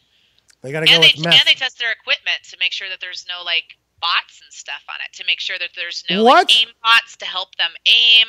Yeah, there's all these cheating methods that they can use because it's technology. So you could just they've got to check everything. They check your mouse. They're everything. I didn't know nerds are trying to cheat shit. I always thought nerds are super wholesome people. Now they got to check them for fucking super nerding on these aren't just nerds. These are competitors. These are people who are trying to win lots of money by playing a game. They'll do anything. There's been some bad guys. But some of it's all right. Life's a bad guy. Life screwed it up. 11 people going to jail because of life. Yikes. All right, well, Michelle, I appreciate you. I want to get out to one of these tournaments. You should come. Well, you're in Indianapolis. Is that where you're based? Yep, right here in America. if you come to Also America, which is Los Angeles, Yeah. there's an arena here. There's an arena here that they just built for Blizzard, and they're starting the preseason for Overwatch League December 10th, I think. And then that's when the preseason is, and then the regular season is in January. It begins, and then the finals are in July. And Blizzard is a sports league. Blizzard Entertainment is so Activision. If you've heard of Activision before, it's Activision Blizzard is a company, and then they own this Blizzard esports arena and this Overwatch League I told you about with like Robert Kraft Jesus and Christ. the Yeah. Mets guys and A-Rod and everybody. That they have teams in it. Well, I can't wait to get out to one of those. I feel like I've learned so much. The amount of knowledge you've dropped on me today is very, very You're like appreciated. that emoji of like the brain exploding. Yeah, yep. Like the one where Zach Galifianakis has all the question marks going around him. That's how I feel right now after all this. I have so many questions. I could literally talk to you for 2 hours, but I can't because we have a You show. have to watch my show, and you'll get more answers from it because it's on YouTube Red right now, and it's available. You can get like the free trial, and you can binge it. And it's only 6 episodes, and I'll tell you lots about esports. And it's funny. It's like we produced it with Dan Harmon, and we have writers from Rick and Morty, so Nice. you should watch it. Really good plug right there at the end. Thank you. Yeah. Just had to get that in there, buddy. Slide it in. Well, Michelle, I appreciate you so much. I can't wait to check that out on YouTube Red. I can't wait to come watch a thingy. A match? A game? A battle? Who? Competition is fine. All that. I cannot wait. I thank you so much for joining. I think my people are really going to enjoy this. Michelle, thank you so much. Thank you for having me. Michelle, Bye, guys.